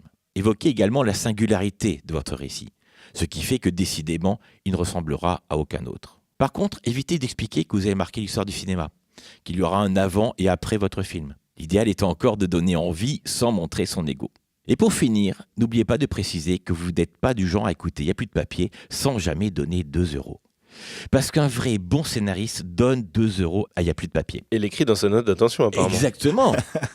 Et ça, notez bien que ça ne doit pas rester une intention. Eh ben, écoute, Jean-Marie, je pensais que ça allait piquer un peu plus que ça. Ouais. Et en fait, ça va. Moi, je défendais un petit peu la note d'intention. Oui. Bah, tu m'as convaincu. Comment ? Tu m'as convaincu. Convaincu que c'est nul ? C'est pas intéressant. Non, mais en même temps, d'abord, je comprends tout à fait les auteurs qui ont envie d'écrire une note d'intention, parce que d'abord, c'est rassurant pour un auteur. Maintenant, il y en a aussi qui se sentent obligés de le faire. Et je dis attention, vous n'êtes pas obligé d'enlever votre scénario avec une note d'intention. C'est tout ce que je veux dire. Alors, moi, je me demande si c'est pas pratique une note d'intention pour un script doctor, par exemple, qui va être dans une phase de script doctoring, donc de consultation. Tu me dis après, Jean-Marie, ce que tu en penses, mais le fait de peut-être de lire une note d'intention peut aider à comprendre ce que l'auteur a voulu raconter dans son scénario et qui n'est pas présent dans son scénario. C'est peut-être un moyen d'échanger et de discuter. Parce que très souvent, c'est ce qui nous arrive. On lit un scénario, et si on lit la note d'intention, on se rend compte que le scénario n'est pas du tout fidèle à ce que l'auteur énonce dans sa note d'intention. Qui dit j'ai voulu parler de ça, en fait il n'a pas parlé de ça. Alors au-delà de parler de savoir est-ce que c'est bien, pas bien, c'est quoi la bonne démarche à avoir quand on a une note d'intention qui dit quelque chose de fort et qui n'est peut-être pas dans l'histoire qu'on a lue ? Jean-Marie, qu'est-ce que tu en penses ? Alors juste d'abord, je vais répondre à ce que tu avais dit par rapport au script doctoring, quand on est auteur, donc on lit son scénario, note d'intention, etc. Moi, même pour un script doctoring, je ne vais pas lire la note d'intention. Moi, ce qui m'intéresse, c'est de discuter avec l'auteur. Ce qui est écrit sur note d'intention, sincèrement, je m'en fous un peu. Donc, moi, ce qui m'intéresse, c'est qu'on va prendre une bouteille de vin ensemble, et puis comme ça, après 3-4 verres... surtout ça. Voilà, ça délie les langues, et puis là, ça, c'est un bon script doctoring, ça, au vin, quoi. Moi, j'aimerais bien faire ça avec toi. Oui, avec plaisir. C'est pour ça qu'on n'y arrive pas au café, ça marche pas trop. Non, au café, ça marche pas. On est trop nerveux, on est trop tendu. Mais c'est ça, on lâche rien au café. Non, et vraiment, note d'intention, non. De toute façon, l'auteur sait bien quand il écrit une note d'intention, il essaye d'enrober les choses. Puis souvent, en même temps, c'est vrai ce que j'ai dit. Souvent, même sans qu'il s'en rende compte, il excuse les faiblesses de son scénario. Il y a un terme qui est toujours employé, c'est totalement assumé. Mais c'est pas parce que c'est assumé que c'est bien. Donc ça, c'est quelque chose, ça me fait toujours rire. Ça, c'est vrai. Ouais. Cette erreur est totalement assumée. Oui, c'est ça, mais c'est exactement ça. Donc non, pas parce que c'est assumé que c'est plus une erreur. Et puis voilà quoi. Mais à quoi ça sert alors ? Pourquoi c'est encore là la note d'intention ? Et même, pourquoi elle existe ? Voilà, j'ai envie de poser la question à Jean-Marie, qui est un ancien de la dramaturgie. Oui. Jean-Marie, quand c'est né ce truc ? Depuis quand ça existe ? Est-ce que toi tu l'as vu quand tu as commencé à faire tes recherches, écrire ton livre ? Est-ce qu'il y avait déjà une note d'intention ? Mais déjà, l'impression que ça existe de tout le temps, la note d'intention. J'ai l'impression qu'il y a une note d'intention avant qu'il y ait des scénarios. Ouais, d'où ça vient en fait. J'en ai aucune idée. J'en ai aucune idée, mais on s'en fout un peu aussi. Moi, ça m'intéresse. Mais je crois que ça a toujours existé, ça existe en même temps que le scénario. Est-ce qu'il y a d'autres domaines où on accompagne le produit le truc qui intéresse tout le monde par une note d'intention, par un message, par Mais quelque chose. je ne crois pas, je ne pense pas qu'un chanteur envoie sa maquette de chanson avec une note d'intention. Je ne pense pas qu'un peintre explique sa peinture. Je ne pense pas qu'un sculpteur explique sa sculpture. Non, je ne pense pas. Même un romancier qui envoie son manuscrit à une boîte d'édition, moi je l'ai fait, je n'ai pas de note d'intention. Alors du coup, pourquoi il y a ça? Pourquoi il y a cette note d'intention? Parce que tous les exemples que tu as cités sont des exemples où le produit est fini. Ouais. Le tableau, il est fini, la maquette, elle est finie, elle s'écoute. Le roman, il se lit en entier. Oui. Là, le scénario, c'est pas le film. Est-ce que ça vient de là? Non, parce que je pense qu'après, celui qui va avoir une intention par rapport au film, c'est le réalisateur. Oui. Le réalisateur peut avoir une intention, effectivement, une intention filmique, je vois ça comme ça. Et là, je reprends mieux la note d'intention. Voilà à peu près ce que ça va donner à l'écran. Voilà ce que je voudrais. Elle est plus pour le réalisateur. Et plus pour le réalisateur, oui. Mais c'est le réalisateur de l'affaire. Pour expliquer l'image qu'il veut, le son qu'il veut, une image un peu grattée, une image un peu. Voilà. Oui, la c'est tessiture une du direction film. artistique, en Oui. fait. Ouais. Parce qu'entre le scénariste et le scénario, l'intention, elle est dedans, en fait. Bah oui. Entre le scénario et le film, pour le réalisateur, Mm. il ne peut pas faire autre chose que d'expliquer ce qu'il va vouloir faire. Exactement. Parce que le scénariste, il a déjà tous les outils oui. pour expliquer tout dans son scénario. Son cerveau, je vais dire, c'est la pièce terminée du scénariste. Il n'y a pas plus à mettre dedans. Après, les institutions demandent des notes d'intention. Voilà. Voilà, les commissions, etc. Ça, on ne peut pas y couper. Et Non. il y a quand même quelques règles, quelque chose à savoir. Tout à fait. Voilà, Alors, qui sont attendues. j'ai une hypothèse, mais qui va faire plaisir à personne, qui n'est pas très gentille. Alors, je vous l'ai dit, mais... On la répétera pas. Vous la répéterez. Voilà. Et surtout, auditeurs, vous n'écoutez pas ce que je vais dire. Bouchez-vous les oreilles. Bouchez-vous les oreilles. Moi, je pense que cette note d'intention vient du fait que dans beaucoup de commissions, les gens qui lisent et qui jugent ne sont pas scénaristes. Et du coup, ils ont un peu besoin de leur expliquer ce qu'on a fait. Parce qu'il est vrai que de lire un scénario, c'est pas donné à tout le monde. C'est pas aussi simple à lire qu'un roman en scénario. Parce que derrière le scénario, il y a une façon de faire. Moi, que j'ai un scénario, je vois le film, vous aussi, quelqu'un d'autre, non. Et je pense que c'est plus complexe, parce qu'il y a plein de choses qu'on explique dans un roman qu'on va pas expliquer dans le scénario. Et donc, du coup, je pense que c'est parce qu'il n'y a pas beaucoup de professionnels du scénario qui font partie des commissions. Vous savez, le Conseil général de l'Aveyron, j'y connais pas, mais je suis pas sûr qu'il y ait beaucoup de scénaristes qui jugent. Donc, voilà, je pense que c'est un peu pour ça aussi. D'accord. Ils vont plus s'accrocher à la note d'attention qu'ils vont comprendre qu'un scénario qui a un format un peu spécial. Ce me semble. Ils vont peut-être passer à côté de certaines choses parce que la forme, ils ne sont pas habitués à la lire, etc. Okay. Mais le problème, c'est que les auteurs qui écrivent une note d'attention, c'est pas à eux qui s'adressent. Ils vont s'adresser aux spécialistes qui va lire leur scénario et dit « Excusez-moi, je n'ai pas dû être clair là-dessus ». Et puis donc, ils vont un peu excuser leur scénario, ce que vraiment, ne le faites pas. Ne donnez pas du grain à moudre à vos détracteurs. Mais souvent aussi, en France en tout cas, le scénariste est aussi le réalisateur pour un court-métrage, par exemple. Ouais. Et du coup, la note d'attention, elle parle de pourquoi j'ai choisi ce thème-là, pourquoi je parle de ça, mais aussi comment je vais le mettre en image. Non, il y a deux casquettes. D'abord, on voit le scénario, après, on voit la réalisation. Moi, je crois qu'avant, on prend sa casquette de scénariste, sur bâton périn, on va vendre son scénario, et après, on met la casquette de réalisateur, et là, on fait une note d'intention. Est-ce que la note d'intention est destinée à être lue avant ou après le scénario ? La plupart des gens la lisent avant. Moi, que je commençais à lire avant, très vite, j'en ai eu marre, j'ai lu après je lisais plus du tout. Oui, c'est ça. Moi, c'est pareil. Mais je dirais que s'il fallait faire un choix, il vaut mieux lire le scénario d'abord et la note d'intention après. Bien sûr. Oui. Comme ça, la note d'intention ne t'influence pas à la lecture. Et tu ne vas pas voir des choses que tu pensais voir. Non, ceux qui nous écoutent, s'ils se demandent, nous, ce qu'on leur dit, c'est écrivez votre scénario, mettez la note d'intention s'il y en a une à la fin. À la fin. Qu'on ait le choix de ne pas l'ignorer. Oui. Oui, parce que c'est vrai que tu l'imposes un peu en début, genre regardez, voilà. Bien sûr. Bah oui, et puis c'est plus simple de faire référence à certaines choses que tu as lues. Bah voilà. Complètement. Très bien. Bon, bah super. Quelques petites questions de nos auditeurs. Oui. Alors, dans le cas d'un scénario qui nécessite d'importantes recherches en amont, la note d'intention peut-elle être un véritable atout pour rassurer les producteurs, ou est-il plus prudent de faire confiance à son scénario sans aucune note à côté ? Non, il faut faire confiance à son scénario. C'est surtout ce que jugera le producteur. Après, si vous avez fait des recherches, parce que la question est un peu basée sur des recherches, c'est un petit peu ça.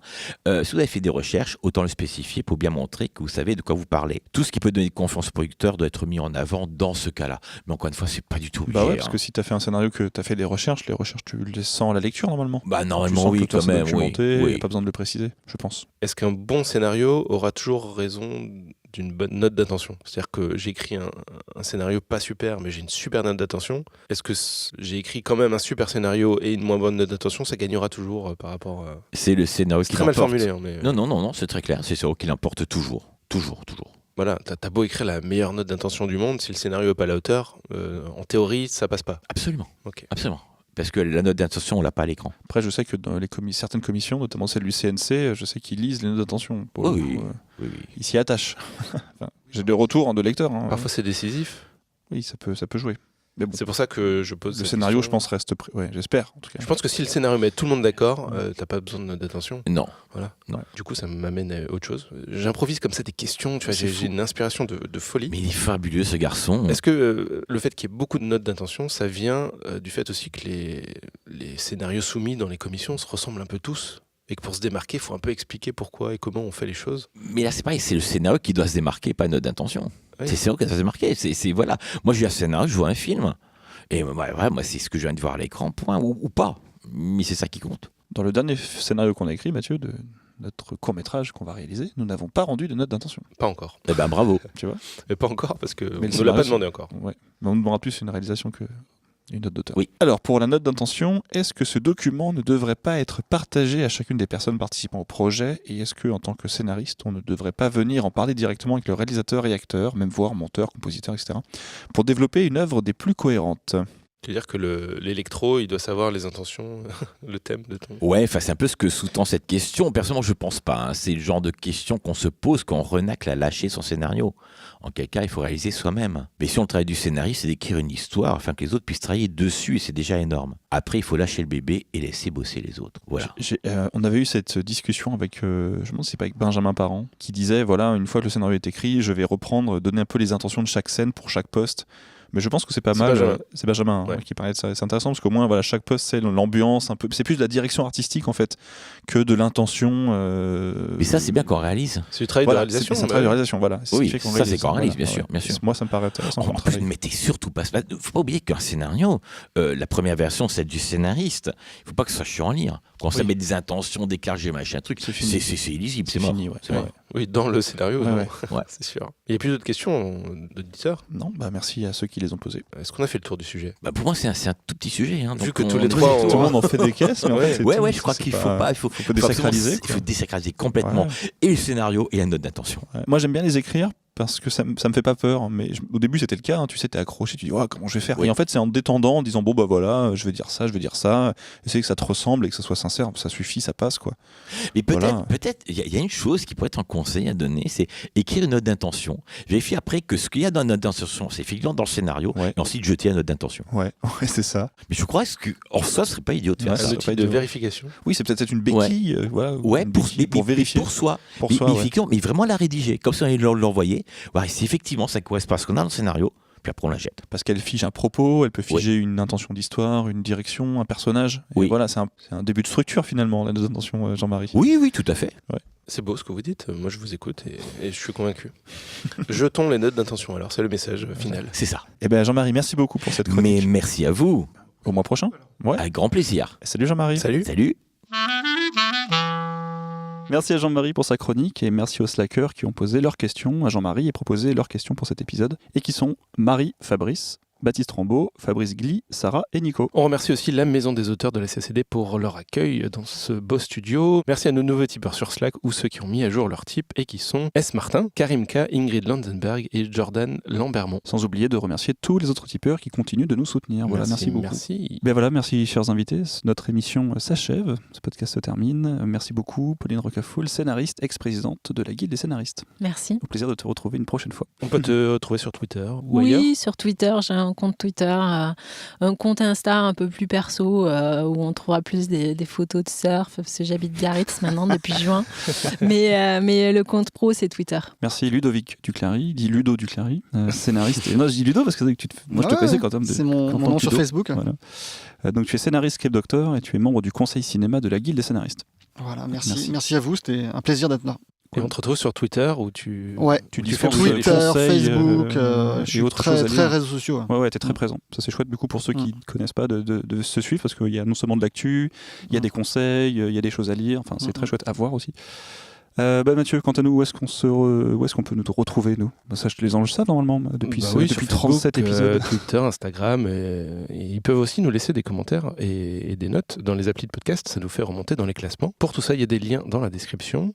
Et si vous estimez que notre podcast et notre travail méritent un soutien financier, soutenez-nous aussi sur Tipeee pour à peine le prix d'un café de la semaine au Starbucks. Tout à fait. Ou si vous avez un peu plus de moyens, d'un café un double frappuccino avec muffin. En fonction de vos moyens, vous pourrez ainsi nous rejoindre sur Slack où nous discutons avec les invités du podcast et les auditeurs. Vous pouvez également nous soutenir via Utip, c'est sans inscription, sans contrepartie, mais plus rapide pour ceux qui préfèrent. Voilà, pour tout ça, les liens sont comme d'habitude dans la description de l'épisode. On se donne rendez-vous le mois prochain et d'ici là, écrivez bien. Salut. Bye bye.